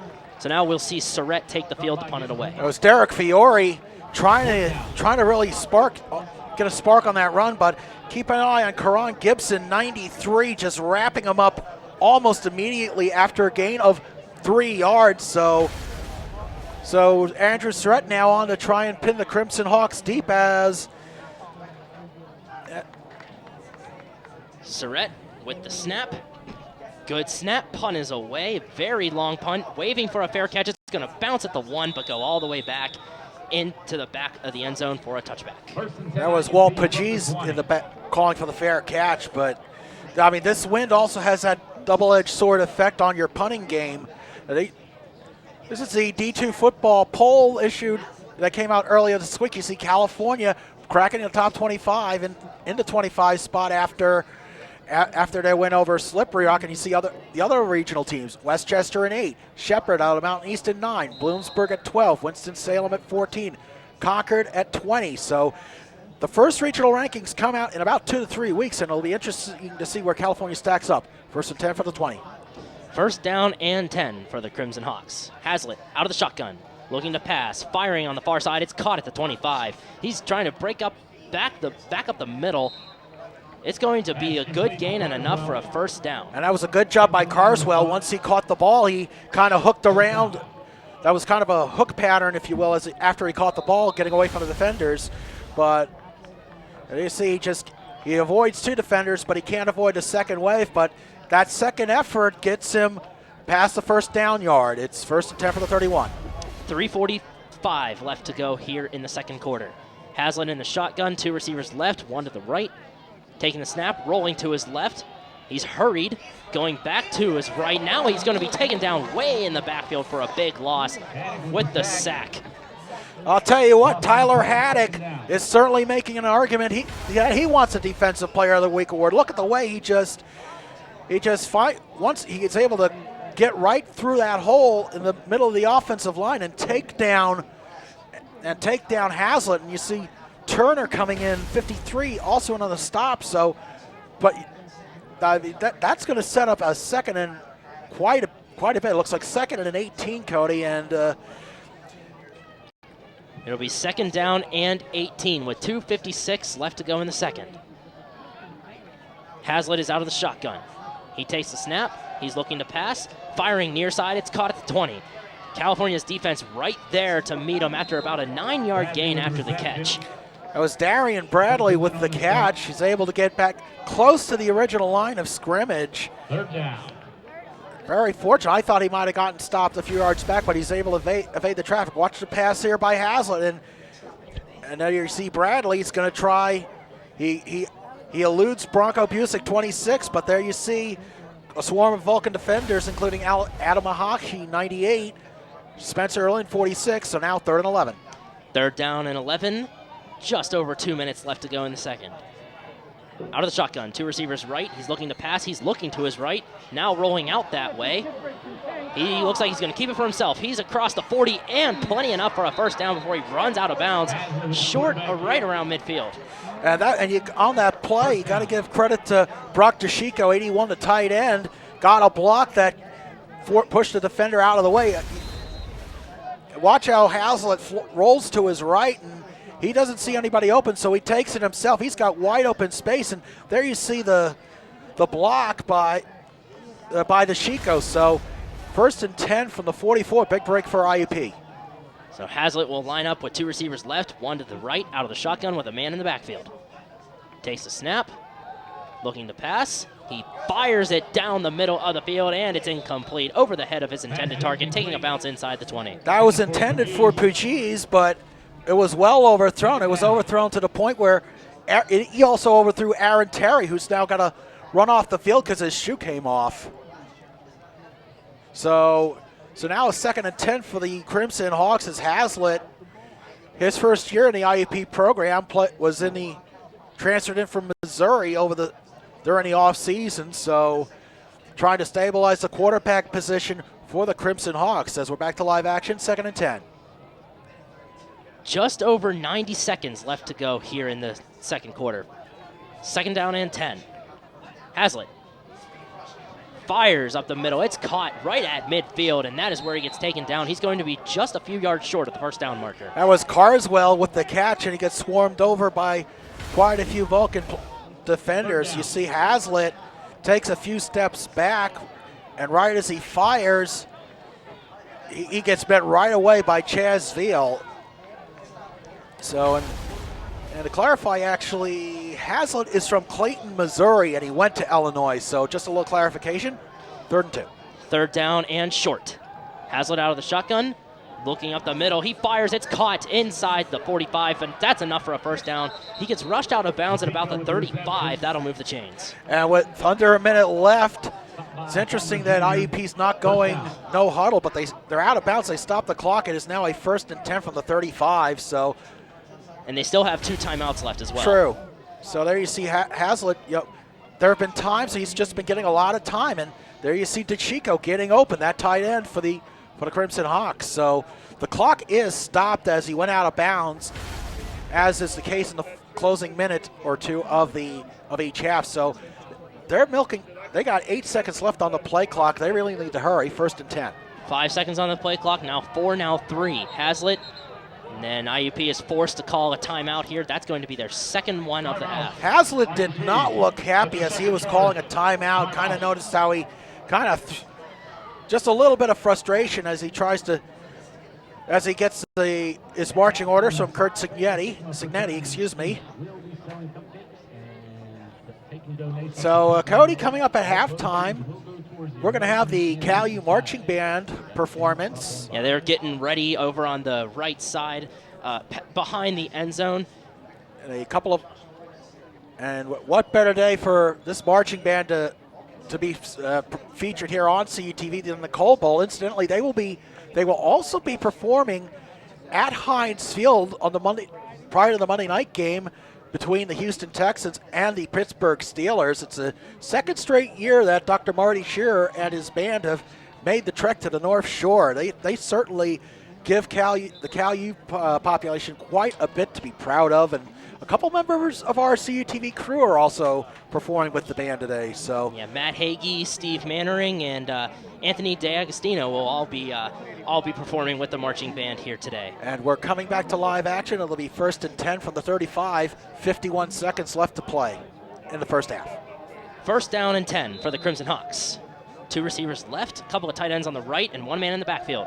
Hazlitt fires on the far side. It's caught. Past the 30-yard line, pushed out of bounds. Inside the 30, right around the 27-yard line. And a good presence of mind by Darian Bradley to make a dash for the sidelines so you can stop the clock. 45.3 seconds left. So you know what? There's the short screen pass, and he gets out of bounds. It's a 3 yards short of the first down, but the big thing, Cody, stops the clock. 2nd down and 3 from the California 28-yard line. 2 tight ends shifting there. Hazlitt out of the shotgun, looking to pass, fires up the middle. It's caught right inside the 25-yard line, very close to the first down marker. Looks like they'll spot enough for a first down. Yes, it is. The game needed the 25, got the 23, 1st and 10. And 24. Now IUP hurrying up here with 33 seconds left on the clock. Hazlitt out of the shotgun, looking to pass, fires far side, it's caught, and he's pushed out of bounds inside the 20 after another moderate gain. It's going to be 2nd and about 4. That's Arnell Farmer Jr. on the stop as DeChico with the catch, so it does stop the clock, 28.3 seconds left. Hazlitt with the sideline pattern. Again, that's a sign of a good, experienced veteran quarterback, especially a coach's son like Hazlitt. You know, you're smart enough, throw it to the sidelines. So the clock is stopped with 28 seconds and a little bit of change in terms of tenths of seconds. The Adamson Stadium scoreboard here goes 1 digit over to count the tenths of seconds as well. It's 2nd and 4. Now the play clock winding down. Hazlitt just gets the play underway. He fires far side. It's caught. He gets tackled enough for a first down, though, but they're going to stop the clock to move the chains, but I don't know if he got out of bounds. I think they might actually. I thought they were going to rule it incomplete because I thought he didn't have control of the ball, but nonetheless, it is a first down. But it looks like they're also going to say he's in bounds. So they're saying he's in bounds. The clock has not yet restarted. Now they set the ball, but that was a very, very smart catch right there by the Crimson Hawks. Back to live action on 1st and 10 from the 13. It's 1st down and 10 for the Crimson Hawks. Hazlitt in the shotgun with a couple receivers on his left and 1 on the right.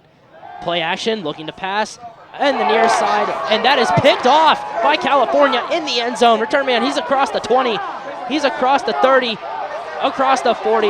Aaron Terry with the interception. He's across midfield, taken down at the 45-yard line of IUP territory. Talk about impressive. Aaron Terry, the sophomore, just right in the end zone, and then a little risky taking it out of the end zone, but it certainly did pay off with 8.5 seconds left in the first half. Terry dodges an IUP player as he gets it into the Cal side of the field to the 45-yard line, but IUP is now going to call their final time out, and we had Hazlitt's stats up here. There you see Terry, the sophomore from Maryland.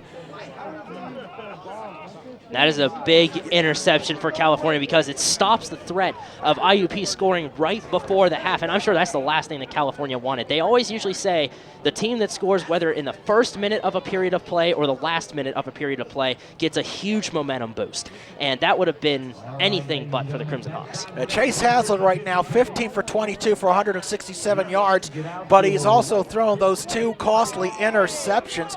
almost shades in reverse for what happened to Cal last season. You remember Cody Schroeder had those 2 interceptions in the end zone in the first half, which really proved costly. So this is the third time this season rather, that Hazlitt has thrown a pair of picks. One of those was a loss at Kutztown. We're back to live action, 1st and 10 at the 45. So there's 8.5 seconds left to go in the quarter. Harris is out of the shotgun.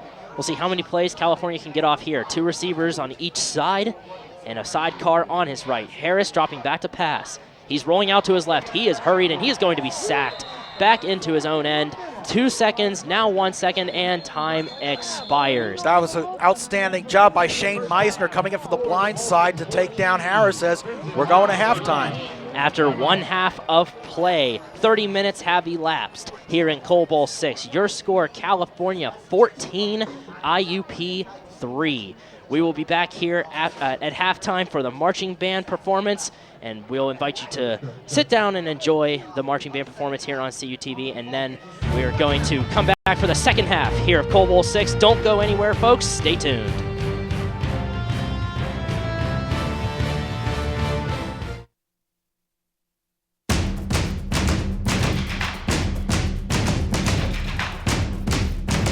Don't miss a second of the exciting 2014 California University Vulcans football season. Whether home or away, CUTV is your home for Vulcans football. Watch every step of the way as Coach Keller and the Vulcans strive for a PSAC title and NCAA playoff berth. Your home for Vulcan football, CUTV. Since 1937, the Student Association Incorporated, known as SAI, has served the Cal U student body by providing activities, programs, and services. Every enrolled student has the ability to take part in over 125 different clubs and organizations. Managing participation in every SAI activity is easy with OrgSync, a powerful tool for staying connected.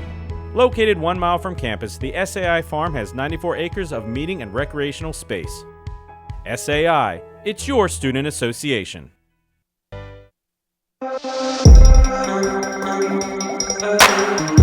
Tune in to Vulcan Football 2014 for the inside scoop on this year's Vulcan football team. Featuring highlights, scores, analysis, and a preview of the upcoming opponent, Vulcan Football 2014 gets you inside the huddle. Vulcan Football 2014, only on your home for Vulcan Football, CUTV. For almost 30 years, CUTV has been the campus and community home for local news, sports, and entertainment. Broadcast in 100,000 homes in southwestern Pennsylvania, CUTV provides complete coverage of Vulcan sports as well as high school football coverage. Broadcast weekly live, CUTV News Center provides coverage of local and campus events, weekend weather, sports highlights, and feature stories. For more information on CUTV, check us out on the web, friend us on Facebook, or follow us on Twitter. We welcome you back to Adamson Stadium. 14-3 your score at halftime here at Cole Bowl 6. We now invite you to sit back, relax, and enjoy the sights and sounds of the California University of Pennsylvania Marching Band. Enjoy.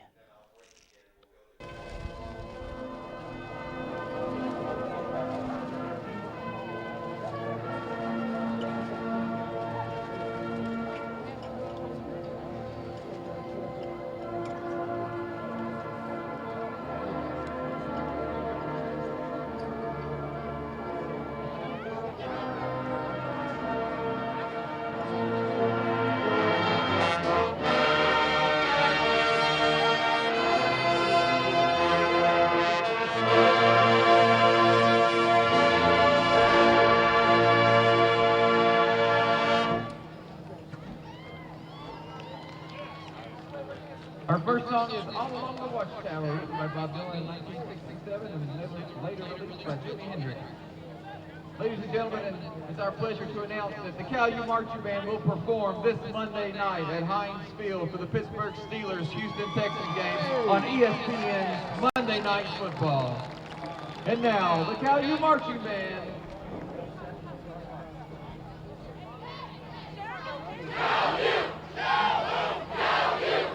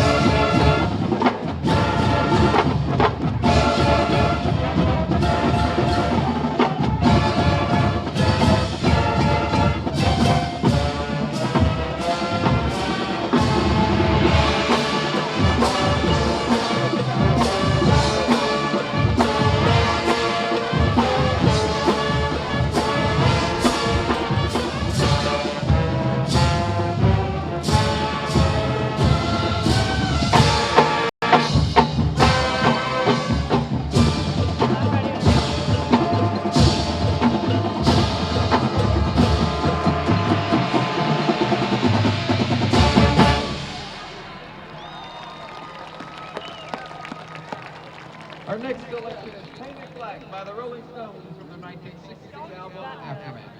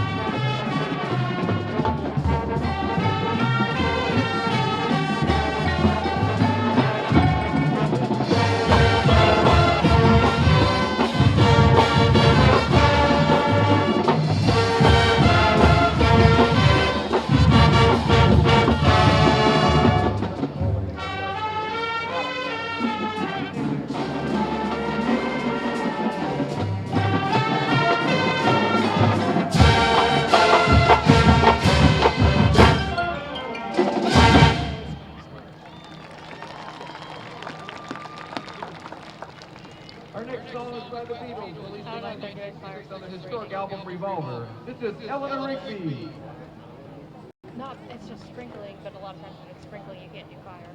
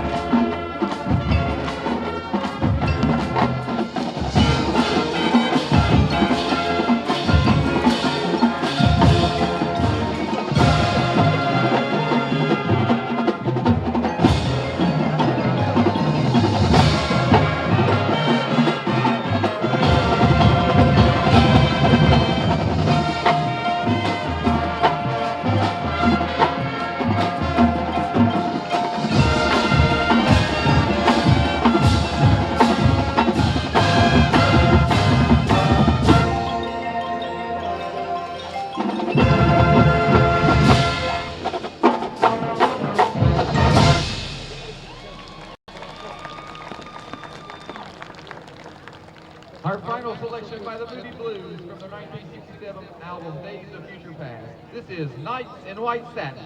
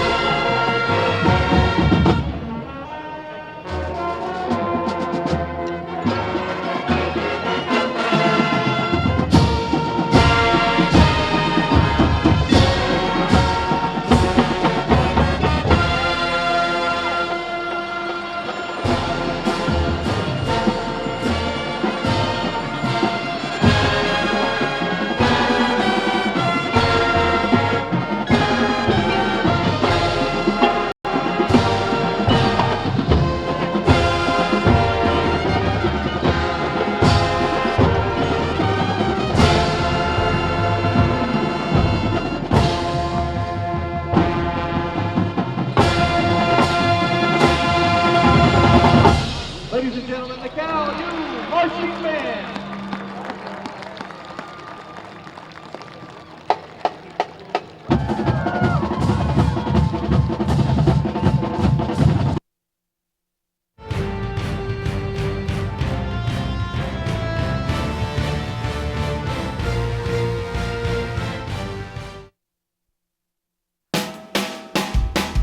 Didn't get out to the high school football game this past Friday? Don't worry, because CUTV Sports has you covered. Never miss a second of this season's upcoming high school action, as CUTV's Game of the Week takes you to the stadium and gives you the best seat in the house.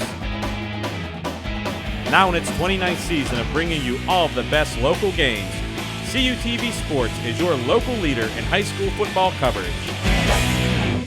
The Multimedia Access Center is an open lab where California University students can work on an assignment, attend a workshop, print a document for class, or take advantage of a variety of services such as large format printing, web development, and graphic design. Located in the renovated Natali Student Center across from the student bookstore, the Mac Lab is also your home for OrgSync support and services. For hours of operation or for more information, stop by the Mac Lab, visit our website, like us on Facebook, or follow us on Twitter.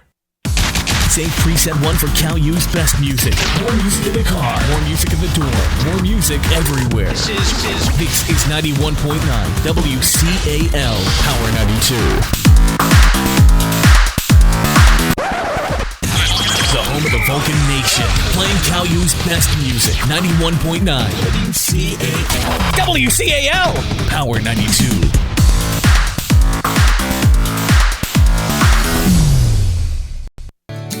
Stay connected with CUTV.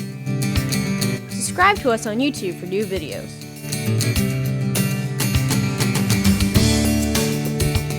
Follow us on Twitter for status updates.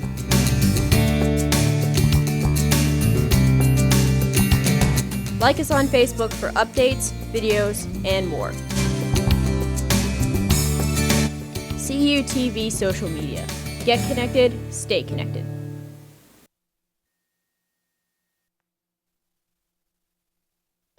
Welcome back to the Coal Bowl, presented by the Pennsylvania Coal Alliance, Consol Energy, Original Fuels Incorporated, P&N Coal Company Incorporated, Rosebud Mining Company, Syntron Material Handling, Valier Coal Yard, and UMWA. We thank you for your support of Coal Bowl 6 here on CUTV. Welcome back, everybody. The second half is just moments away. For Creighton Rabs, I am Cody Jeanette. We will have the call for you today. And Creighton, let's take a look at the halftime stats. It's on the surface, it looks like a completely really evenly matched on offense, but the one number that sticks out like a sore thumb is the turnovers. IUP with 3 turnovers, 2 interceptions, and a fumble recovery.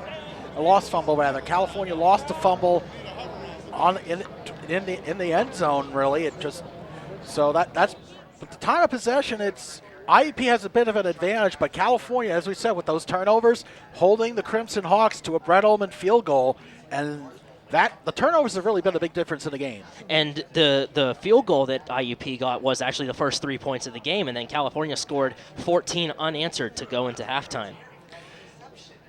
Now, Creighton, let's take a look at how we got here. How did we get these 14 and 3 points? And it looked like it was going to be IUP dominating. This is on the opening possession. Luigi Linza Brista just finds a hole, breaks down towards the end zone, but a touchdown-saving tackle by Arnell Farmer Jr., and after a deep goal line stand, Vulcans force a field goal. And here you see James Harris doing what he's been doing for the most part throughout this year, finding the open receivers in the corner. There is Luke Smorey, the freshman, doesn't get a lot of playing time, but he makes the most of the opportunity. 7-0 California. And there you see the first of 2. Actually, no, this is the fumble forced by Jawan Turner and scooped up by Tyler Haddock. That one of the 3 IUP turnovers. And here you'll see on the second touchdown, Terrell Roberson leaping, and he just He lands short of the goal line, but he stays on his feet and barrels his way in for the touchdown. And Cody Nuzzo about to kick it away. Second half, I can't wait, Cody. 15 fresh minutes are on the clock. There goes the kick going left to right on your TV screen, and maybe a little bit of a miscommunication in the end zone, but the return man is breaking up across the 20. He's down at the 25, and that is where the Crimson Hawks will start their first drive of the half. That was Jerome McFadden with the catch and the kickoff. Had a little miscommunication there with Puges, excuse me, and that'll be 1st and 10 at the 26 rather. So IUP gets an extra yard. It looked like McFadden caught it a few yards into the end zone, but so the Crimson Hawks will be in business on 1st and 10. First down and 10. Chase Hazlitt, the quarterback for the Crimson Hawks, will be lining up with his squad. Out of the shotgun, 2 receivers left, 1 to the right. He's looking to pass. He fires right, and it's caught at the 30. He gets pushed out of bounds after getting no more yards after the completion, so it'll be 2nd down and 5. That was Rodney Gillen pushing out Drew Carswell. Battle of the 8s there. Watch the pass by Hazlitt to the right, and almost as soon as Carswell gets the ball, you see Gillen pushing him out of bounds. 2nd and 6. 2nd and 5 or 6. 2nd and moderate yardage. Let's go with that one. It's out of the shotgun. 2 receivers left. Hazlitt takes the snap and he hands it off to his running back. He's taking it up the far side, pushing through for about a short gain. It'll be 3rd down and maybe about 3. It looks like a gain of 3 there by Linza Brista. Linza Brista had, watch how he tries to get the hole, but almost rares. There's Turner once again with a big defensive stop. So now that'll set up a 3rd down and 2. Linza Brista was 70 yards in the first half, 53 of those on the 2nd or 3rd play of the game. So 14 minutes left in the 3rd quarter now. The 2nd half just underway here in Coal Bowl 6 at Adamson Stadium.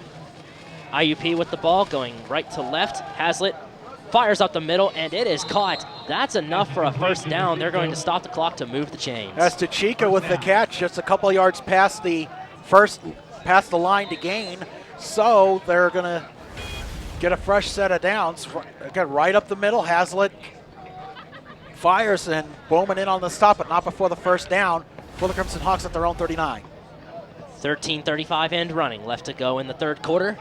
Chase Hazlitt will be lining up with a receiver on each side and a couple of tight ends and 1 man in the backfield. He takes the snap, play action, and that was the wrong decision as he got sacked inside the 30-yard line by the California defense. Boy, Jawan Turner, what can you say about his performance these last couple of weeks? He is an absolute stud, Cody. Just take a look as he just almost, as soon as Hazlitt gets the ball, there's Turner just knocking him down right away. That is going to set up a 2nd and 18 from the 31.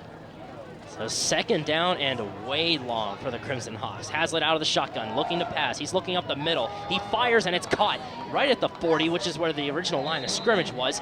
He scrambles for a few more yards, so that 2nd and long becomes 3rd and very manageable. Tashiko had 4 catches for 47 yards. He's becoming one of Hazlitt's favorite targets coming out of the tight end spot, but credit the offensive line for IUP for picking up the blitz on the right side. You saw Busick coming in from the right, but they picked it up right away. They gave Hazlitt enough time to throw. That'll be 3rd and 5 now. 3rd down and 5. IUP trailing to California 14-3 after halftime. Hazlitt is hurried. He's rolling out to his right. He's going to keep it for himself. He scrambles through and looks like he might have gotten enough for a 1st down. Yes, he does. One of the referees fell over on the far side over there, too. Hope he's okay. A little confusion as Hazlitt scrambles to his right. He can't find a receiver, so once again he decides he's going to take it himself as he gets to midfield. Now you're going to watch here as he slides and kind of couldn't tell which defender it was for California, but they accidentally collides with the referee, but the ref gets back up. He's okay, 1st and 10 from midfield. So 1st down and 10 from literally right at midfield.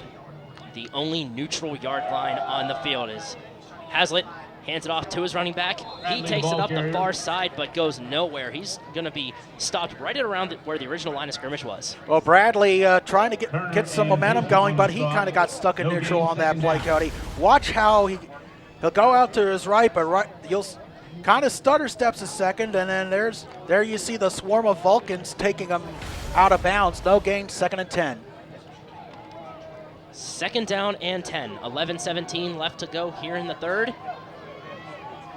Hazlitt is in the shotgun. He has 2 receivers left and 1 to the right.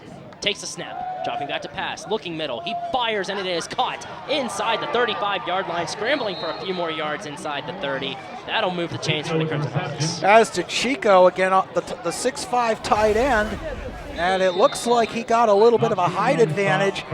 I believe there was Gillen on the defense. We'll wait and see on the replay here, but again, right up the middle, and yes, that was, in fact, Gillen was the nearest defender before the catch. Gillen 5'10", so that sets up a 1st and 10 from the 29. Just under 11 minutes to go now. Hazlitt under center, hands it off to his running back. Taking it up the middle, gaining only a few yards, if anything. It'll be 2nd down, and depending where they spot, probably about 8. They're going to actually mark it at about a yard on that play, so that'll be a 2nd and 9 after the gain of 1 by Darian Bradley. And you can see, Cody, the sun is starting coming out here, trying to beat away the clouds here at Adamson Stadium. Yeah, it's been a weather battle here. It was sprinkling a little bit before the game started, but then the skies really cleared up for the Coal Bowl. So Hazlitt will line up in the shotgun with 2 receivers left and 1 to the right. Fires up the middle. That's caught at the 25. He scrambles to about the 20-yard line, right at the front door of the red zone. Pending where they spot, it might be enough for a 1st down. He's very close. They haven't been able to, the California defense has not been able to stop Brock DeChico, especially on this drive. Hazlitt just firing it right up the middle yet again, and DeChico, he really had a ring of about 3 or 4 yards around him from the nearest defender, so that'll set up a big 3rd and 2, they're going to call it, at the 21. Very short 3rd down here. Hazlitt under center, hands it off to his running back. He takes it inside the 20. It looks like he's going to be stopped short, actually. The California defense standing strong there. That was Bronco Busick in on the stop. An outstanding job by the senior out of Steubenville, Ohio, as it looks like Indiana now going to attempt a field goal with about 9.5 left. Just Busick was one of the first ones in there. He just looked like he was also trying to strip Lindsey Brister of the ball, but nonetheless, it looks like this is going to be a 37-yard field goal attempt. Ball will be spotted at the 27. Brett Ullman set to kick the field goal. Snap is down, the kick is blocked. The kick is blocked, and it's bouncing right around midfield. It's picked up by the Vulcans. He has nowhere to go, nobody to beat. He's going to return the kick into the end zone for the California touchdown. Oh my goodness, I have never seen that before in my years of calling Vulcan football. Creighton, what a play. And it looks like Ullman is down. Ullman, the kicker for IUP, is down, but an outstanding job by Corey Ford on the scoop and score. We'll wait and see who gets credited with the block, and that is a difficult break for the Crimson Hawks. One of their outstanding place kicker, Brett Ullman, being tended to by both the Cal and the IUP training staff. But look and see on the block, and again, from that angle, it's hard to tell, but look at Corey Ford scooping it up and around midfield, and there is no one near Corey Ford. He just waltzes right into the end zone. An outstanding play to the senior leaders. After the touchdown was over, sideline warning on California's bench. And now we are seeing a sideline warning being issued to California after the touchdown was over. And they did. So I'm not sure if I'm not mistaken, that was a warning, not a penalty enforcement, but we'll wait for clarification at some point. But nonetheless, just spectacular by California. And they're saying it was Rodney Gillen on the block. So Newsom will now try to make it 21-3 with 8:47 left. Cody Nuzzo lines up to kick the extra point. James Harris holding the snap. The kick is up, and it splits the uprights off of the camera tower. It is good. With 8 minutes and 47 seconds left in the third, California takes the lead 21-3. Stay tuned for more of the third quarter here on CUTV.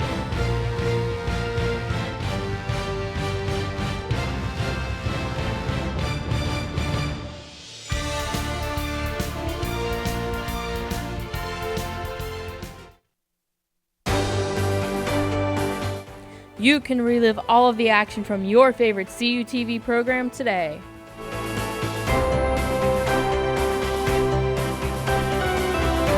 From regional championships to high school football, you can take home your favorite CUTV game or event to relive anytime.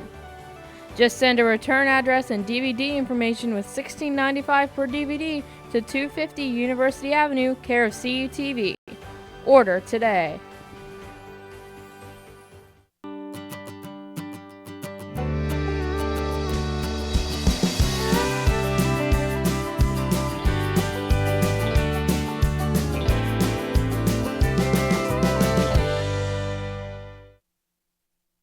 It is 21-3 after the California defense got their turn to shine, blocking a field goal and returning it for a touchdown. And now we're seeing Cody Nuzzo send the kick away.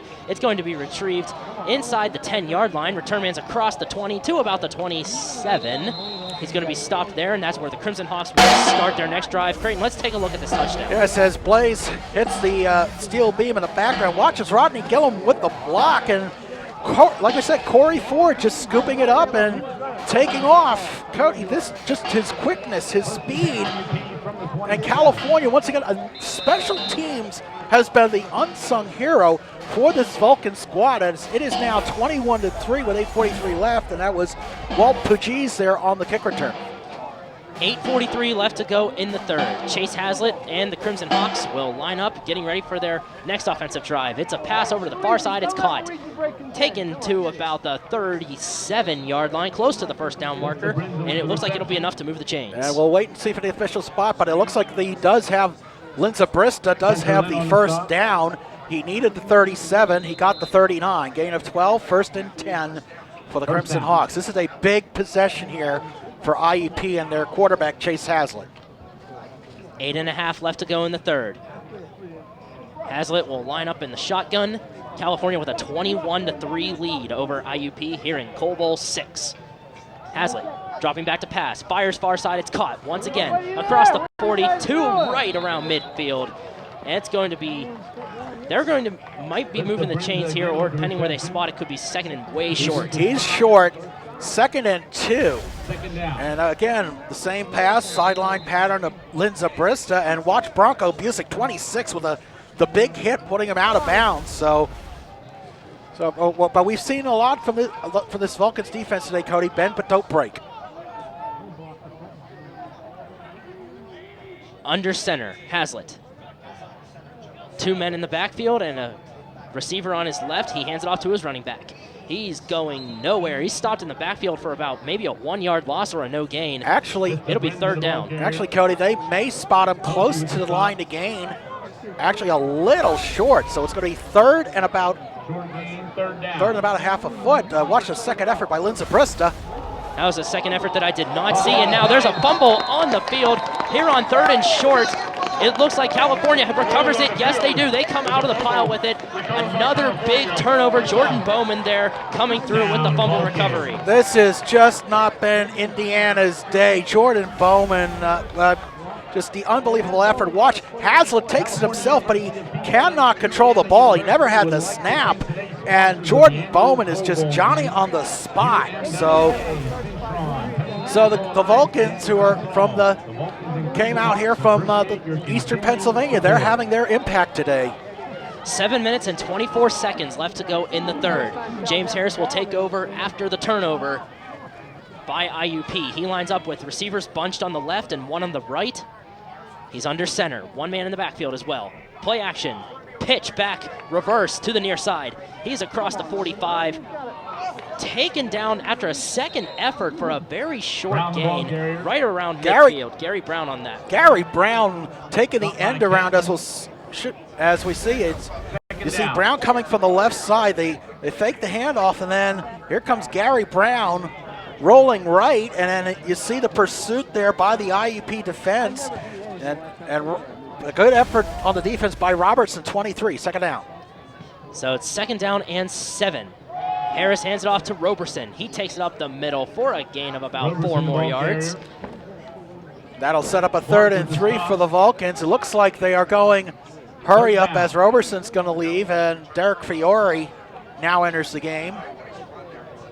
So Harris will line up with his squad right at the 45-yard line. Out of the shotgun, 2 receivers left, 1 to the right. IUP showing blitz, but now they pull back. Now they're blitzing again, and there was movement on the line of scrimmage. Flag is down. Harris throws the pass near side. It's caught, but out of bounds. The flag is likely to be offsides against IUP. We also saw a second flag coming in on the play, so we don't know if it'll be offsetting fouls. So we'll wait for the official call from referee Brandon Hoover. Defense, number 93. 5-yard penalty, first down. It is going to be offsides against IUP, so that will be enough to move the chains and give California the first down. Yeah, these are 2 highly penalized teams. We haven't seen a lot of flags today, but the flags we have seen, costly. So first down and 10 from the IUP 40-yard line. James Harris and company line up. 2 receivers left, 1 to the right. He also has a sidecar on his right. Takes the snap, and the sidecar gets the ball. That's Grissom. Grissom breaking up the middle for about a 7 or 6 yard gain. Grissom, the ball carrier. It'll be second down and about 5. And Nick Grissom, we haven't seen a lot of him today, but with the offense a lot through the air, there you see, look at the good block there by 78 for California. As Mike Price, the offensive lineman, with a block, and second and 5. Second down and 5. 5:47 left to go in the third quarter. Harris in the shotgun, takes the snap. Once again, hands it off to Grissom. He's breaking up the far side, past the first down marker, inside the 25, where he's pushed out of bounds. And once again, Cody, we're seeing the same play. A lot, just the offensive line for California. There you'll see 70, Jeremy Seaman, 77, Zach Moorhead in on clearing a path for Grissom to get the first down and 10 from the 29. 5.5 left to go in the third. First and 10. James Harris will line up with a sidecar on his right, 2 receivers on his right and 1 on the left. He hands it off to Grissom once again, going up the near side this time, but he's going to be stopped short of the line of scrimmage for a short loss. It'll be second down and about 13. The IUP defense wasn't going to get full for a third time. We have a stoppage on the field. Not sure if there is a penalty on the play, Cody. The flag must have come in late because I didn't see it fly in, but we just heard the PA announcer say there was a flag, so we'll see what the call is here.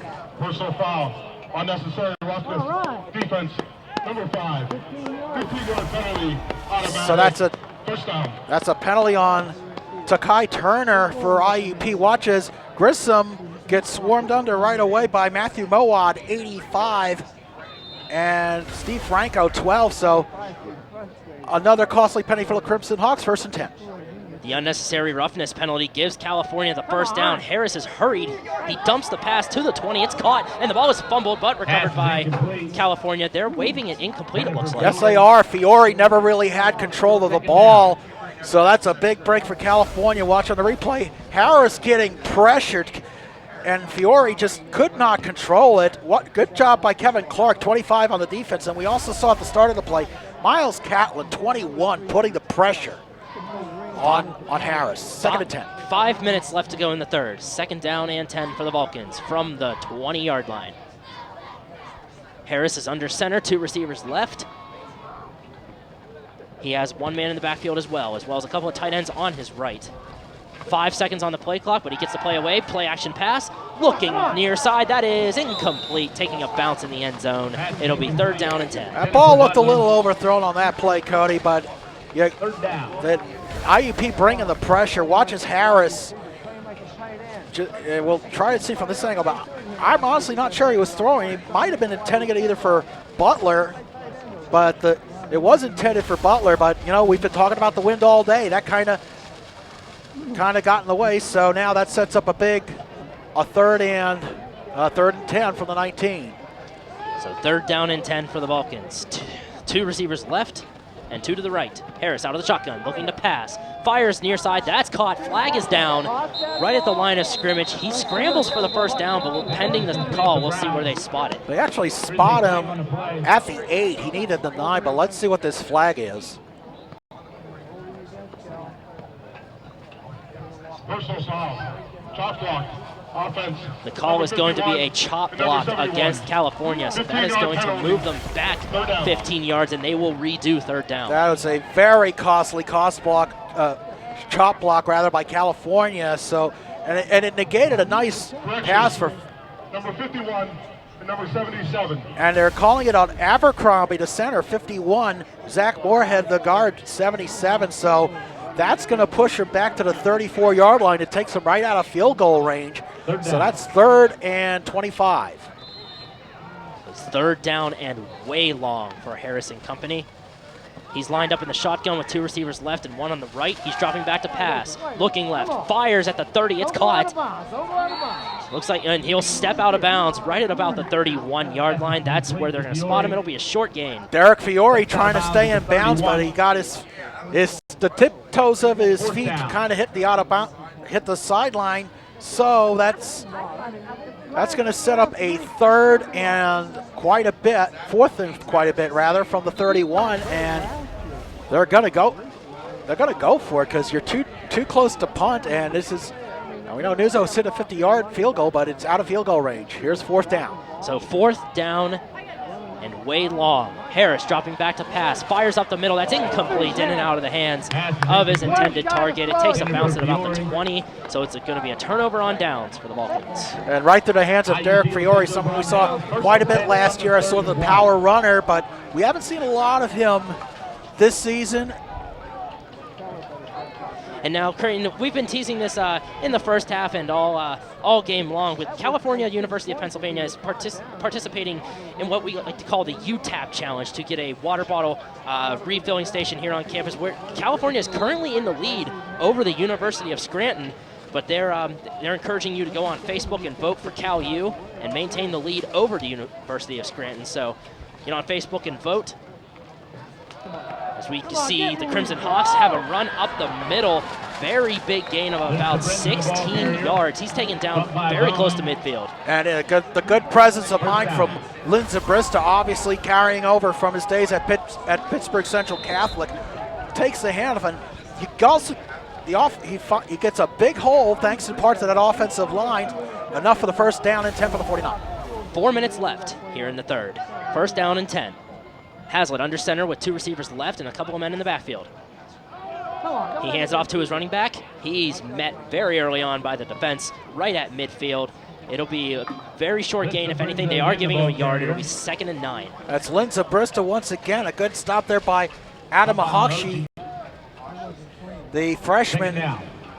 So we're starting to see Mahashi get some playing time here today, and that's kind of what you like to see from teams like California, getting some of these young players in, especially in big situations. 2nd and 9. 2nd down and 9. 3:20 left to go in the 3rd. Hazlitt in the shotgun, 2 receivers right, 1 to the left. He takes the snap, dropping back to pass. Looking right, he fires up the middle. That's caught at the 40. He's met by a couple of defenders, trying to fight for a few more yards, will not go down. IUP sideline wants a flag, but there will be no flag thrown. It's starting to get a little chippy here. Both teams really have to keep it under control, but watch the play by Hazlitt. Carswell there going one-on-one with Aaron Terry. Terry just stopping his forward progress at the 39. But the Vulcans were going with a blitz on the left side, and the offensive line for IUP picked it up as Veal got stopped at the line. It's now a 1st and 10. Just under 3 minutes left to go in the 3rd. 1st down and 10 from the California 39-yard line. Hazlitt out of the shotgun, looking to pass. He's going to roll to his right. He's going to keep it for himself. He's across the 35, down at about the 32. It'll be 2nd and moderate yardage, probably about 4. Flags come in after the play. Oh, this is a coach's worst nightmare. If this is going to be a late hit on Cal, we don't know for sure, but if it is, I mean, that's going to be bad momentum here. Let's see what the call is. Personal foul. Defense, number 7, unnecessary roughness. 15-yard penalty, automatic. It is going to be an unnecessary roughness penalty against California. Let's take a look and see if we can see it on the replay. So we're going to see once again Hazlitt step back. He gets flushed out. He ends up scrambling to his right. And you're going to see on the left side of your screen, Arnell Farmer Jr., number 7. He gets the hit, and I think he got a little extra licking at the end. So 1st and 10 for the 17. So that moves IUP all the way into the red zone. 1st down and 10 from the 17. Hazlitt hands it off to his running back. He takes it up the far side for a short gain. And that is the 4th California penalty for 55 yards as after that Lindsey Brista game. But Cody, we're talking about this. These are the kind of penalties that that head coach Mike Keller and defensive coordinator Mike Lopez, it has to just, it gets under their skin. It gets under any coach's skin, especially when you're at a key play in a game and you're trying to maintain your lead. Yes, exactly. Just under 2 minutes left in the third. Hazlitt is under center with one man in the backfield. He fires screen pass near side. That's caught at the 15. Scrambling 4 extra yards. He's taken down right at the 5. It looks like they'll spot him just short of it, though. That's Puges for the wide receiver on the play, but you look at looks like it's going to be no gain. And there you see Corey Ford missing a tackle, and a good block there by Carswell. Carswell with a double team, and that enables the extra yardage. Luke Krapchak in on the stop, but this is the kind of unselfish play that coaches absolutely love to see from their receivers. 1st and goal. So just under 90 seconds left to go in the third. Hazlitt lines up out of the shotgun. He hands it off to his running back, taking it up the near side, taken down right at the 5-yard line. California's defense standing strong. And that was Linza Brista following his line. They were sweeping left, but California just held their ground, and just there's a stop right there. Farmer in on the stop. You also Corey Ford, so that'll set up 2nd and goal from the 5. And Linza Briston right now is at 97 yards on the day on 16 carries.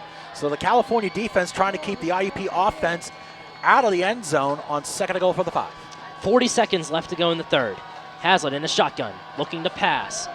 He's going to be hurried and sacked in the backfield, right at about the 14-yard line. Big loss, so it's going to be 3rd and goal for Crimson Hawks. Luke Krapchak and Bronco Busick in on the stop. Just an outstanding double-team blitz by the Vulcans. And Hazlitt just nowhere to run. You see Busick 26, the first one in, and then Krapchak wraps up Hazlitt. So that pushes them back to the 15-yard line, and that is going to be the end of the third quarter, Cody. Yeah, there's about a 10-second difference between play clock and game clock. 2 seconds left on the game clock. Now 1 and time has expired here in the third. After 45 minutes of football has been played, California with the 21-3 lead over the Indiana University of Pennsylvania Crimson Hawks in Coal Bowl 6. Don't go anywhere, folks. Fourth quarter is coming up next here on CUTV.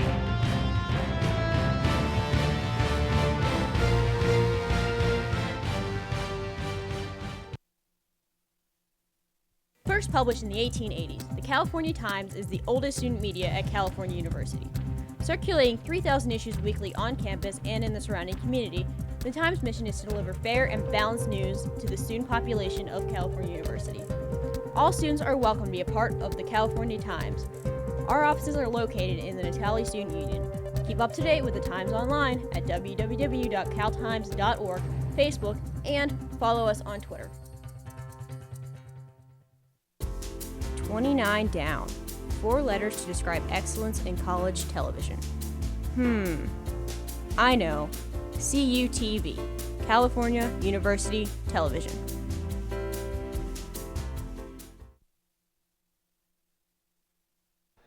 California 21, IUP 3. That is your score after 3 quarters of play here in Coal Bowl 6 at Adamson Stadium. Only 1 quarter left to go.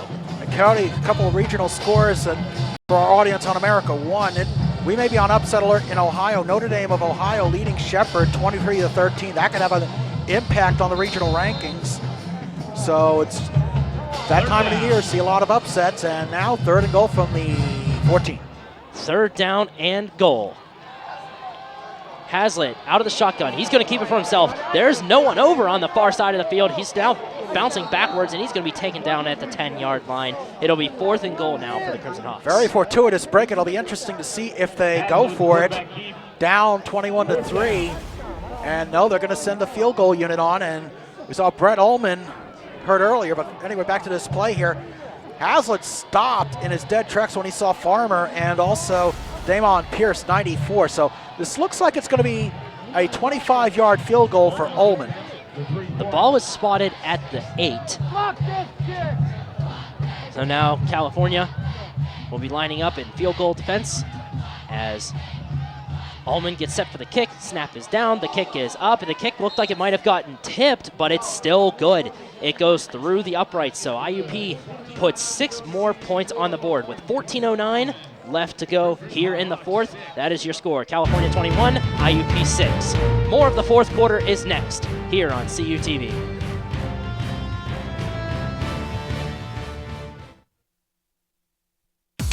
Save preset 1 for Cal U's best music. More music in the car, more music in the door, more music everywhere. This is 91.9 WCAL Power 92. The home of the Vulcan Nation, playing Cal U's best music. 91.9 WCAL. WCAL Power 92.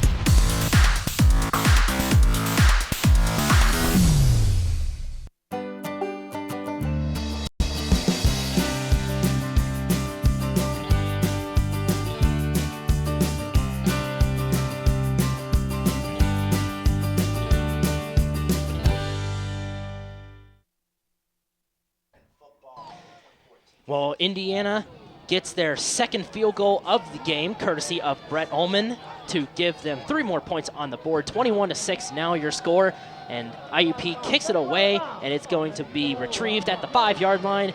Return man's breaking up the far side of the field across the 30, across the 35. He gets pushed out of bounds over on the IUP sideline. And with the clock will stop with 14:02 left in the fourth.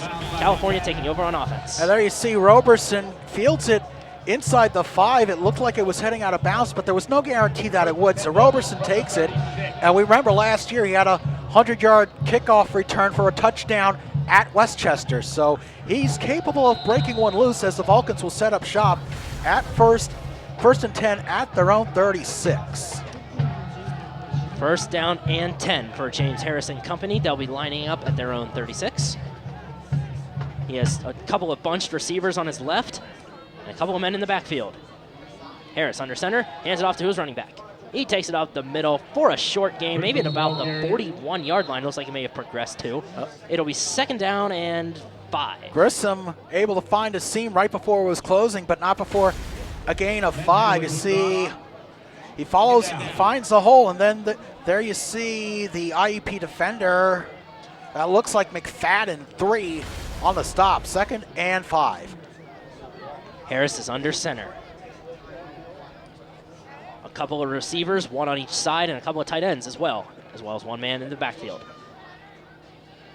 Under center, hands it off to his running back. Takes it up the middle, getting pretty close to the first down marker. We'll see where they spot him. The officials waved. Yes, it is a first down. It is. That's what I was just about to say. You saw the line judge right there at the 41-yard line at the line to gain. And watch, Grissom stumbles a little bit, but he's able to, that second burst gets him to the 46, 1st and 10.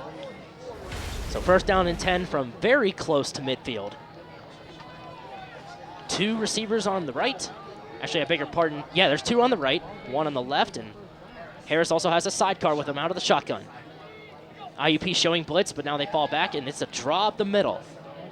Grissom trying to fight for a couple of yards, but he gets no gain on the play. That was a good job by the IUP defense reading that play almost as California looks like they're not huddling, but they're not exactly going hurry up here. They're just milking time off the clock as looks like they're going to go with a 2 tight end set on the left side on 2nd and 10. 2nd down and 10 from the 46, California's own 46. Harris is under center with 1 man in the backfield. Man goes in motion from near to far side. Whistle's blown. There's a timeout called by California. We got a penalty also being thrown. Well, they also have 2 flags right at the 45-yard line after the timeout was called, so we're going to try and sort everything out here. Well, the timeout was called before the play was snapped, and then about 3 or 4 seconds after, you saw 2 officials throw their flags down. And they haven't officially called the timeout. It's on the scoreboard, but I haven't heard an official determination from the referee. We're just waiting on the announcement. On the field by California. After the timeout was taken, unsportsmanlike conduct, offense, number 7. 15-yard penalty. That is an unsportsmanlike conduct penalty called after the timeout. On Des Green. It is going to move them back 15 more yards. So Des Green obviously must have do a little trash talking, and Cody, this game and many other of our CUTV sports presentations you can find on our YouTube channel, CUTV Sports 1. You can also check out our News Center packages we do throughout the semester at CUTV News Center channel on YouTube. And speaking of online, we welcome our audience watching us today on America One. Yeah, it's certainly a good outlet for CUTV to have on social media, both Facebook, Twitter, and as well as YouTube. Getting anybody anywhere in the world can watch games in their entirety. And Mike Keller, in his third season as head coach of the Vulcans, obviously very not too pleased with Des Green drawing that penalty, but nonetheless, we're back to live action. Harris is under center. Hands it off to his running back. He's trying to break up the near side, but gets pushed out of bounds just inside the 30. It'll be no gain, so it's going to be third and way long. 3rd and 25. So, I mean, that's you watch as Grissom, he'll roll out to his left, and he just can, the IUP defense, see Turner and Clark there on the stop, so now that is no gain, 3rd and 25. 12:03 left to go in the game. Harris is out of the shotgun with 2 receivers on each side. He also has a sidecar with him on his right. He's dropping back to pass, looking left, fires, it's caught at the 36. And that's where he gets taken down after about a 5-yard gain. So Andrew Surratt and the punt squad get a little bit more breathing room after that. And we see, watch on the right of your screen, Ali Muhammad, 46, try making a rush on the quarterback, but there you see the block by the California offensive lineman. Couldn't tell who that was right off the top of my head, but nonetheless, costly penalties once again killing off a California drive. So now it's up to the defense to just keep the Hawks out of the end zone. There's still a lot of football left to be played. 11:22 left. The snap is good. Punt is away. Surratt sends a long punt to about the 20-yard line, and the ball is dropped, but recovered by IUP. Very fortunate bounce for the Crimson Hawks as the return man jumps right back onto that ball. Very fortunate bounce indeed by Poogies. And there you see our Twitter handle, Cody, at CUTV_PA. That's how you can hit us up throughout the game or anytime if you want to talk about the Vulcans football game or high school roundup or any of our other programming on CUTV. And incidentally, IUP's next opponent, while we have a stoppage in the action here, is Slippery Rock. They are at Michigan Stadium taking on Mercyhurst. It is Mercyhurst 31, Slippery Rock 23 with 3:07 left. That is Mercyhurst, California gets them in 3 weeks. That's going to be a dangerous team. We're back to live action, 1st and 10. 11:09 left to go in the 4th. Hazlitt out of the shotgun, throws near far side. That's caught across midfield, taken down inside the 45-yard line. It's almost like Hazlitt kind of sidearmed that throw, but he was able to get Poochie's able to atone for that muff. Watch the, actually it did look like a more traditional throw, but nonetheless, wide open is the receiver for IUP. So now 1st and 10 from the 43 of California. All of a sudden, IUP in enemy territory here. 1st down and 10. Hazlitt out of the shotgun, looking to pass, looking right, he fires up the middle, and that is incomplete, off of the hand of his intended target. That was off of Carswell's hands. California breathing a sigh of relief, because if he was able to grab that, he would have, at a bare minimum, gotten a pretty good size gain. At the absolute worst, that would have been right into the end zone for a touchdown. But nonetheless, as it stands, that sets up a 2nd and 10 from the 43. And, you hate to beat a dead horse, Cody, but those penalties, when they come in at opportune times, that could come back to bite California. So it is 2nd down and 10 for the Crimson Hawks from the California 43. Hazlitt fires over on the far side. That's caught, and the receivers met very early on by the defense. Right at about the 35-yard line. A second effort pushes them forward a little bit. We'll see where they spot him after all. That was Carswell with the catch, and he was able to get out of Corey Ford's grip. Watch the throw by Hazlitt. And Ford meets him right away. He's trying to take him down, but Carswell will just not go down. Got to give Carswell credit. The Stowe Rocks product just willing his way to a 3rd and 2. So it is 3rd down and very short, 3rd and 2. Hazlitt in the shotgun, 2 receivers right, 1 to the left. He has 1 man in the backfield. He's looking to pass. Fires up the middle, and that is caught inside the 25. He's taken down right after he made the catch. That's enough to move the chains. Carswell just really has been the go-to guy on this drive for Hazlitt. Hazlitt just getting a lot of time thanks to his offensive line, and there's the contact right away by Jordan Bowman, but it's not enough as it is 1st and 10 from the 22. 9:46 left to go in the 4th quarter.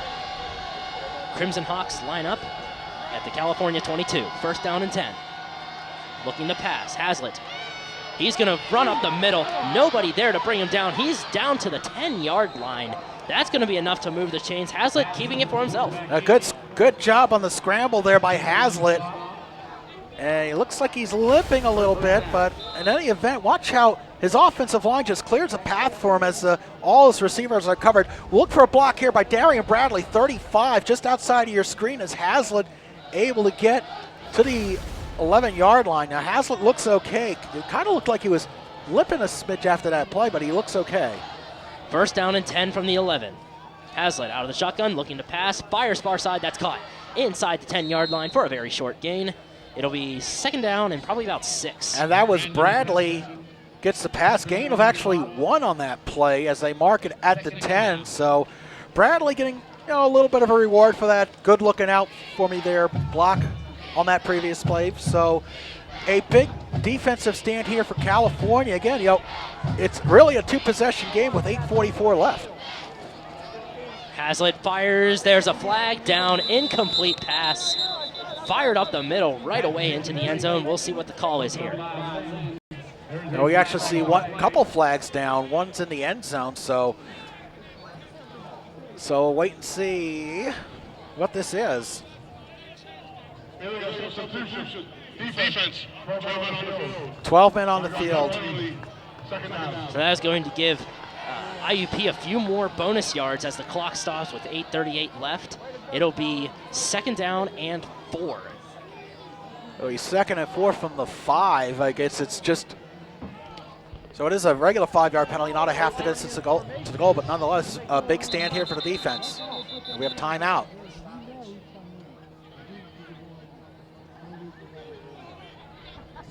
The officials, looks like there might have been an official timeout here, but now here we go. They're resetting the play clock apparently, and look. And now we have another stoppage, Cody. California calls their 1st timeout, or 2nd one, I think. Yeah, 2nd timeout. So trying to get Mike Keller and the defensive coordinator, Mike Lopez, trying to get their defense to settle down on this big possession. I mean, it's a 15-point lead. All IUP needs is a couple of touchdowns, point after kicking, a couple of 2-point conversions. Now coming up this week, the games we did this week actually, we did volleyball, California and Shepherd, Kiski at Connellsville, the high school game this past Friday night. Of course, this game, our next Vulcan football game, will be 1 week from Saturday at Clarion. We'll be home in 2 weeks against Gannon. We also have men's soccer this coming Wednesday as the Vulcan men will take on Mercyhurst. Friday, our final high school football game of the year as Jefferson Morgan takes on Carmichael's. And so we are about to get back to live action on 2nd and 4 from the 5. So this is really a big sequence right now for California. We've seen them bend but not break. Let's see if they can do that again. We'll see what happens here. 2nd down and 4 from the 5-yard line. IUP can still get the 1st down without scoring a touchdown if they need it. So Hazlitt will hand it off to his running back. He takes it up the far side, going nowhere. It's going to be no gain on that play.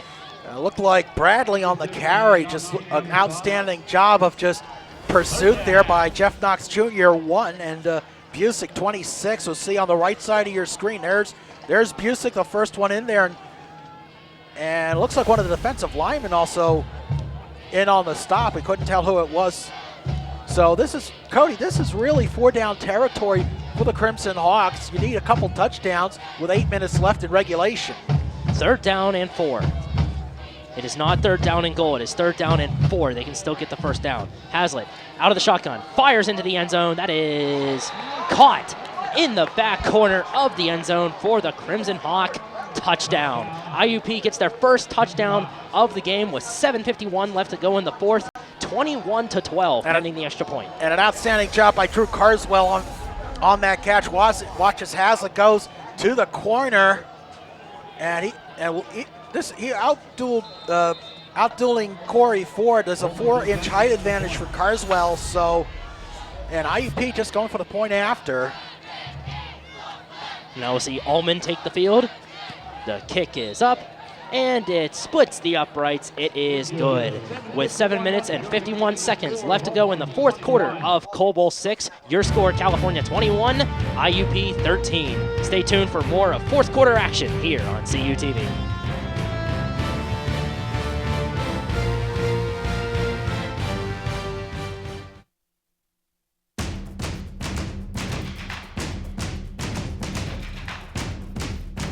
Don't miss a second of the exciting 2014 California University Vulcans football season. Whether home or away, CUTV is your home for Vulcans football. Watch every step of the way as Coach Keller and the Vulcans strive for a PSAC title and NCAA playoff berth. Your home for Vulcan football, CUTV.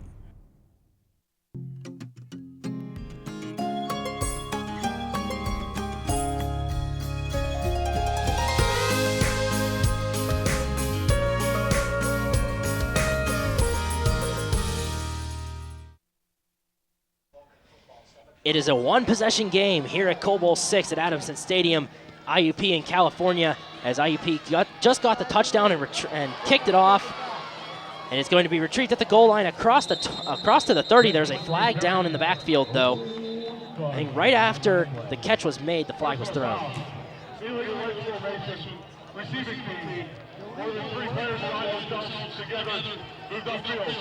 Now we're seeing a very rare penalty here, an illegal formation on a kickoff by IUP. That's going to push them back. No, it was on Cal. Or on California, I beg your pardon. Thank you.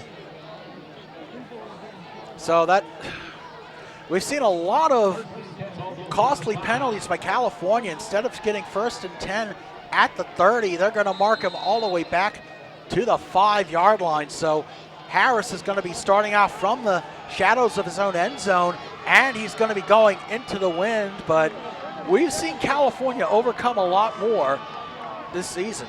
7:43 left to go in the game. First down and 10 from California's own 5-yard line. Harris hands it off to his running back, trying to get some more breathing room, but he's stopped just short of the original line of scrimmage. They might tag him for a 1-yard loss here. You got to give credit to the IUP defense. We'll watch as Bryce Gilbert, 77, Steve Franco, 12, in on the stop. And that is, in fact, a loss of a yard for California, so 2nd and 11. 2nd down and 11. James Harris and company will line up out of the shotgun. 2 receivers left, 2 to the right. He also has a sidecar with him. Ready to take the snap. IUP jumping a little bit, but they get back. 7 seconds on the play clock. Harris taking his time. Ready to take the snap. There it goes, looking to pass. Fires near side. That's caught by Kawan Scott at the 8. He's across the 10 to about the 14-yard line before he's pushed out of bounds. They're actually going to mark him at the 16-yard line. Now, the initial spot we thought was at the 14, but they are going to give him to the 16. He needed the 15. First down, California. Big first down for California. Now they have about 15 yards of breathing room to work with. They're not pinned up against their own end zone. So first down and 10. 6:40 left to go in the game. James Harris lines up in the shotgun. 2 receivers left and 2 to the right. He also has a sidecar with him on his left, but he goes in motion to the right. Ready to take the snap. He hands it off. Going up the middle for a very short gain. If anything, they push him back, but forward progress will rule him farther up. And it looked like initially the one official marked him at the 18-yard line, but it looks like they're only going to give him the 17. Watch how quickly this hole closes, thanks in part to the IUP defensive line. There you see Bryce Gilbert, 77, in on the stop. Also Matthew Moad, 85. So it is a gain of 1, 2nd and 9. 6 minutes left here in this game. Harris is under center with a receiver on each side and a couple of tight ends on both sides. He has one man in the backfield. Play action, looking to pass. Fires near side, that's caught at the 20. Tackled out of bounds at about the 22-yard line. That's where they'll spot him. That was Paul Butler, the tight end, in on the catch. So you're watching just the way Harris just rolls out to his left, and he finds Butler. But right there, you see Kevin Clark converging quickly with a rather forceful but clean tackle. That is sets up the 3rd and 3. So 3rd down and 3 now for the Vulcans. James Harris will line up with an empty backfield. 3 receivers right and 2 to the left. Ready to take the snap. IUP trying to show blitz. A little bit of movement. 10 seconds on the play clock. Harris out of the shotgun with an empty backfield. Ready to take the snap. Now they're going to call a timeout here as the play clock was about to expire. And that is their final timeout, Cody. You just, if you're a California fan, you just hope it doesn't come back to bite the Vulcans if IUP somehow, well, there's 5:12 left in a 1-possession game, so looks like the California side saw something they didn't like. So meanwhile, out in Ann Arbor, it is Mercyhurst 38, Slippery Rock 23. That's a bit of a surprise. And we were talking over the course of the week, Cody. I mean, Mercyhurst could be a very dangerous team. Presuming California can get into that game with 1 loss, that is going to be a dangerous game. And that's at a place at Tulio Field up there in Erie that hasn't been too kind to the Vulcans over the last few years. And then next week IUP has to take on Slippery Rock in a big PSAC West game. That could easily shape out the division. Absolutely, and if Slippery Rock comes in with that loss, and if this score holds, which is not a guarantee, I mean, California would be in the driver's seat, but you know what? A lot of football left to be played here in the PSAC West. It's going to be a fun ride as we're back to live action on 3rd and 3. 5:12 left to go here in the 4th. Harris is in the shotgun with a sidecar on his left this time. He's dropping back to pass. Fires near side. That is caught by Gary Brown. That's going to be a 1st down. Forward progress. Looks like they'll spot him past it. Absolutely great concentration by Gary Brown, our player to watch. He had McFadden draped all over him. Not necessarily interference, but excellent coverage by McFadden. But Brown able to overcome it. And now California is just under 5 minutes. They are milking as much time off of the game clock as they possibly can. IUP still has all 3 of their timeouts. You can tell on the score graphic at the bottom of your screen, the 3 yellow indicator lights showing how many timeouts they have left. So Harris is under center with 2 receivers on his right. He hands it off up the middle to his running back, taking it for about a 6-yard gain. They're going to spot him, looks like at about the 38-yard line. And, or 33-yard line, I beg your pardon. You know, Cody, we were talking about how tight the West is. The East, well, we'll get to that in a minute. But there's Roberson, goes up the middle. You know, the offensive line has been doing. They've had a couple lapses, but they're. IUP called a timeout. Okay, yes, they did. But you know, I mean, the offensive line, they did have a couple of lapses over the course of the game, but for the most part, they have been solid. And also, don't forget Jordan and Ryan McCauley, the fullback, when he's been in, he's also had a couple of key blocks there. And you know, Cody, we were talking about the PSAC West being tight. The East is even tighter. You have Bloomsburg, Westchester, East Stroudsburg in the mix. Right now, Bloomsburg is leading Kutztown 31-13. Westchester in their homecoming leading Shippensburg 34-14. This is a bit of a surprise. It is at halftime in Millersville. East Stroudsburg 14, Millersville 13. So, yep, both the East and the West are really turning into really highly competitive. So, and the state game will be hosted by the Western Division winners. So we're about to go back to live action on 2nd and 5. 4.5 minutes left to go here, and IUP jumps off sides. Flag is down. They're going to whistle the play dead, so we'll see what the call is here. Well, he was drawn off sides, was the IUP defender, so that'll push California back 5 yards, force a 2nd and 10. I believe that was Catlin for IUP 21 who got drawn off sides. So another penalty stifles that momentum for California. And we'll get those stats up for you in just a second, but that is now 8 penalties for 83 yards for the Vulcans. This is right about their season averages. If there's been one Achilles heels for this California team, it's been penalties. Not just the number of penalties, but when they've been happening. There's still 4 minutes and 33 seconds left to go in the game. It's going to be 2nd down and 10 from the 28-yard line after the 5-yard penalty. And they are just now moving the down stick to the proper location. It took a little while, but now we have that settled. So, and the referee has not signaled the play clock. Okay, they have now. So, and the clock is stopped, so that also hurts California. So James Harris will be under center with 2 receivers to his right. He hands it off to his running back. That's Grissom. Grissom breaking up the far side. Flag is down in the backfield as he gets pushed out of bounds right at about the 32-yard line. And the preliminary call on that is holding. We'll wait for the confirmation from the referee, but it'll be interesting to see if IUP chooses to take this penalty or if they decline it, because then you force a 3rd down, and it's not like California got the 1st down, but here's the call. You're right. It was going to be holding against California. Wait and see where the hold is. Looks like it happened on the left side of the right side of the line, rather. But that negates an outstanding run right there by Nick Grissom. So now, again, the clock stops. Again, California with another costly penalty. Now they're 9th of the game for 93 yards. So we'll see where they have accepted the penalty. It's going to be 2nd and 20 with 4:25 left to go in the 4th quarter. James Harris forced with a 2nd and way long now.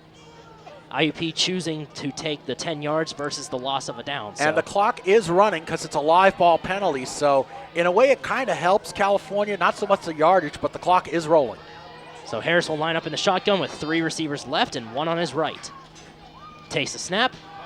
Hands it off to his running back. He breaks up the middle. He finds a hole going back to the original line of scrimmage, or maybe a yard short of it. So it's going to be 3rd down and maybe about 10 or 11. And we see a timeout being called by the Crimson Hawks. So IUP has 1 timeout remaining in this contest. So let's see. You look at Grissom just threads the needle initially, and then that IUP defense converges on him. So as Cody said, that does get him back to the original line of scrimmage. It's going to be 3rd down and 10 once the timeout ceases. There are 4 minutes even left to go here in this game, and it's still a 1-possession game. California faced with a little bit of a situation here. This if they don't convert this 1st down here, then they give IUP the ball back with plenty of time to work with, and it's still a 1-possession game. And at the same time, right now IUP has only 1 timeout. So, but I'd say a 1st down would pretty much end the game in theory for California, but you never know. I mean, we've seen crazier things. Absolutely. You look at the Coal Bowl 2 years ago, and then there was another example that popped into my mind, but we'll get to that at some point later. We're back to live action on 3rd down and 10. So 3rd down and 10 with 4 minutes even left to go. Harris out of the shotgun, dropping back to pass, fires, and it's incomplete. California's sideline wants a flag, but there was no flag thrown. And conversely, what IUP could have wanted a hold on the offensive line, but nonetheless, watch as Harris steps back, he fires, and there you see, and that's a good no call because the contact, it looked like, from Robertson 23 came well after the ball was incomplete. So, but that's one of those bang plays, and we have the benefit of replay. The referee's not so much, as Surratt's about to punt. So Andrew Surratt sends the punt away across midfield to about the 31-yard line where it is retrieved. The return man is across the 40. He's down at about the 48-yard line, just short of midfield. IUP could be possibly starting their most important drive of the game right now. If not their season, when you think about it. Watch as Pucci's gets taken down right at around midfield. That's Spencer Lynn on the tackle, but IUP's got 3:44 left. They're 52 yards away from a touchdown, and right now, regardless... 1 timeout. And 1 timeout, regardless... Well, we're back to live action on 1st and 10. 3:44 left to go in the game. Hazlitt lines up, ready to take the snap. Out of the shotgun, looking to pass. Fires up the middle. That's caught at the 44-yard line. DeChico again. I mean, he's been DeChico now up at over 100 yards receiving. So they waiting to see if it is going to be officially a first down. No, it is not. Second and less than a yard, but second and inches. Yes. Second down and inches for the Crimson Hawks. Hazlitt lines up in the shotgun with 2 receivers right, 1 to the left, looking to pass. Fires up the middle. That's caught. That'll be enough for a first down as he gets taken down just inside the 40-yard line. DeChico now over 100 yards. Carswell at 128. I mean, it's California does not have an answer for either the tight end DeChico, or the wide receiver Carswell. So, and it's interesting, Hazlitt just taking his time. They're not rushing. They're just trying to make sure they get it right on 1st and 10 from the 38. 2:45 left to go in the 4th. Hazlitt in the shotgun, dropping back to pass. He's looking right, fires, and it is caught just inside the 30. He's going to be taken down right around there, so they're going to spot him enough for a first down. That's forward progress spot right there, and 2:35 left. That's so right again, they're just taking their time in the IUP huddle. Hazlitt just has all day on this throw, and Carswell, I thought he was short, but the referee saw something different. It is now 1st and 10 from the 27. 2:17 left. Hazlitt in the shotgun, dropping back to pass. He's looking middle, pumps, fires, caught at the 15-yard line. He gets pushed back, but forward progress is going to rule him enough for a first down. And once again, Carswell getting that first down. So he needed the 17, he got the 16, so now 2:05, 2:04, clock is ticking. I'm thinking IUP may be going for the touchdown, but I also don't want to give California a chance to come back going into the wind. Clock management becoming very key here. Very interesting strategy here by Kurt Signetti, and it's working. 1st and 10 for the 16. First down and 10. Chase Edley. Back to throw, looking for a lane. He's going to be taken down right around the line of scrimmage before he could get a throw away. I think they're going to say a loss of a yard. Jeff Knox Jr. in on the stop, and it looks like IUP is going to call their last time out with 1:33 left. It'll be a 2nd and 11 when play resumes with 93 seconds left in regulation. Watch as Jeff Knox just able to get around the offensive lineman, Bruce Atkins, number 70. He kind of whirls around him, runs to his left, and then right at Hazlitt. So we talk about implications here. And IUP, we were talking about how the winner of this game, they'll have one loss in divisional play. Remember, Kutztown lost in week 2 to Kutztown, and then California lost in week 2 in overtime to Bloomsburg. So there you see the PSAC West standings. Slippery Rock, as we mentioned, losing to Mercyhurst. They're certainly making some noise after a difficult start, are the Lakers. There you see Gannon in there at 4-2, and then right down the line, bringing up the rear, you saw Edinburgh, Clarion, Seton Hill. Vulcans, as we said, will get Clarion next week in Clarion. That's kickoff is at 1 o'clock Eastern. Well, the fans that certainly came out here for the Coal Bowl, they're not being disappointed. They're seeing a nail-biter here today. Yeah, we wouldn't expect anything less. That's the Coal Bowl for you. 1:33 left to go in the game. I beg your pardon, 2nd down and 12. Hazlitt dropping back to pass, fires up the middle, that's caught, but he gets taken down right as he made the catch. Inside the 15-yard line, IUP scrambling to get back to the line of scrimmage. And DeChico, this time only less, I'd say it was about a gain of 5, but they are hustling to get back to the line. There's 1:14 left in the game. That's a gain of 4, my apologies. 3rd down and about 8. Hazlitt in the shotgun, 2 receivers left, 1 to the right. He also has a sidecar with him on his right, dropping back to pass. He's looking up the middle, fires, and it is incomplete. It hits the ground in and out of the hands of his intended target. And I guarantee you right now, Jordan Bowman, defensive back, breathing a sigh of relief. Watch the throw by by Hazard right on the numbers, and DeChico, right as he was going down, unable to hold on. So big play in the game, big play in the season, absolutely. This is 4th and 8, 59 seconds, and California, I mean, if they could get a stop here, it's pretty, the West is. The band is getting everybody fired up. 59 seconds left. It is 4th down and 8 for the Crimson Hawks. 21-13 the score. Hazlitt out of the shotgun. He's looking to pass. Fires into the end zone. That is picked off in the end zone. California with the interception. About 2 yards deep into the end zone. Chaz Vail. Oh my goodness. This has been one heck of a game. And Cody, we were talking about last year, California threw 2 interceptions in the end zone. Chase Hazlitt does the same for IUP this year. Look at the pass. He's got wide open. And look at the coverage by Veal. Steps in front of the receiver, DeChico, and ding-dong-a-boom, this game's over.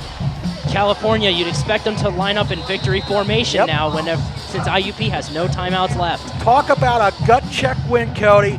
Right now, California is in the driver's seat in the PSAC West, and James Harris not putting up the best offensive numbers of the season, only 238 yards in the air, but it's the defense and the special teams that stepped up. We're going to take a look at this replay here again. This interception by Chaz Veal. And it's a complete turn of the tables that we saw at IUP last year. Cody Schroeder getting 2 interceptions in the end zone, and now we see Hazlitt throw 2 of his own in the in the end zone. I beg your pardon. And turnovers again. We stated at the start the turnover differential that proved to be the difference for the California Vulcans, and now we have a penalty. There's a flag down on the field. Flags everywhere, actually. The clock is stopped with 17.5 seconds. And if that penalty stands, that'll be the 10th penalty for California, and that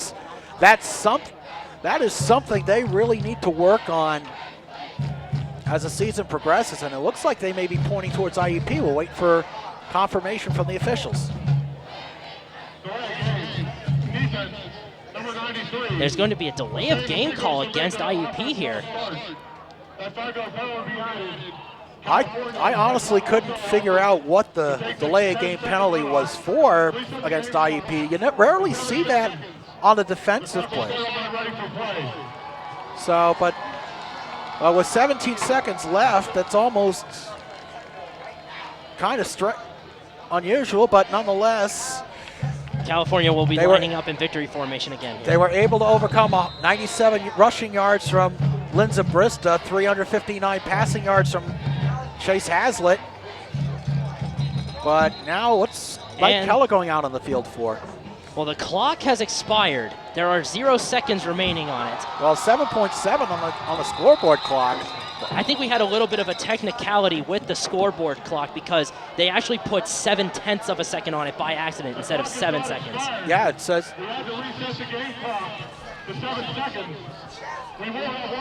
So a little bit of a technicality with the clock. Yeah, well. We have 7 seconds on the clock now. The California Vulcans waited 13 months for a chance to get revenge against the Indiana Crimson Hawks. What's 7 more seconds, right? 7 more seconds to finalize the last page in Chapter 6 of the Cole Bowl novel. So, and now the clock has expired. Clock expires. California takes the Cole Bowl trophy in Cole Bowl 6 here at Adamson Stadium. Creighton, one heck of a game that we had here today. 21-13, the final score here today. It was definitely a roller coaster of emotions for both sides, but California now controls their own destiny in the PSAC West on their way to Clarion next week. And we have I believe we have the presentation of the Colt. So for Creighton Rabs, our entire crew on hand today, Gary Smith, our director in the truck. My name is Cody Jeanette. We thank you for tuning in to CUTV's coverage of Cole Bowl 6. Your final score, California 21, Indiana 13. We will see you next time.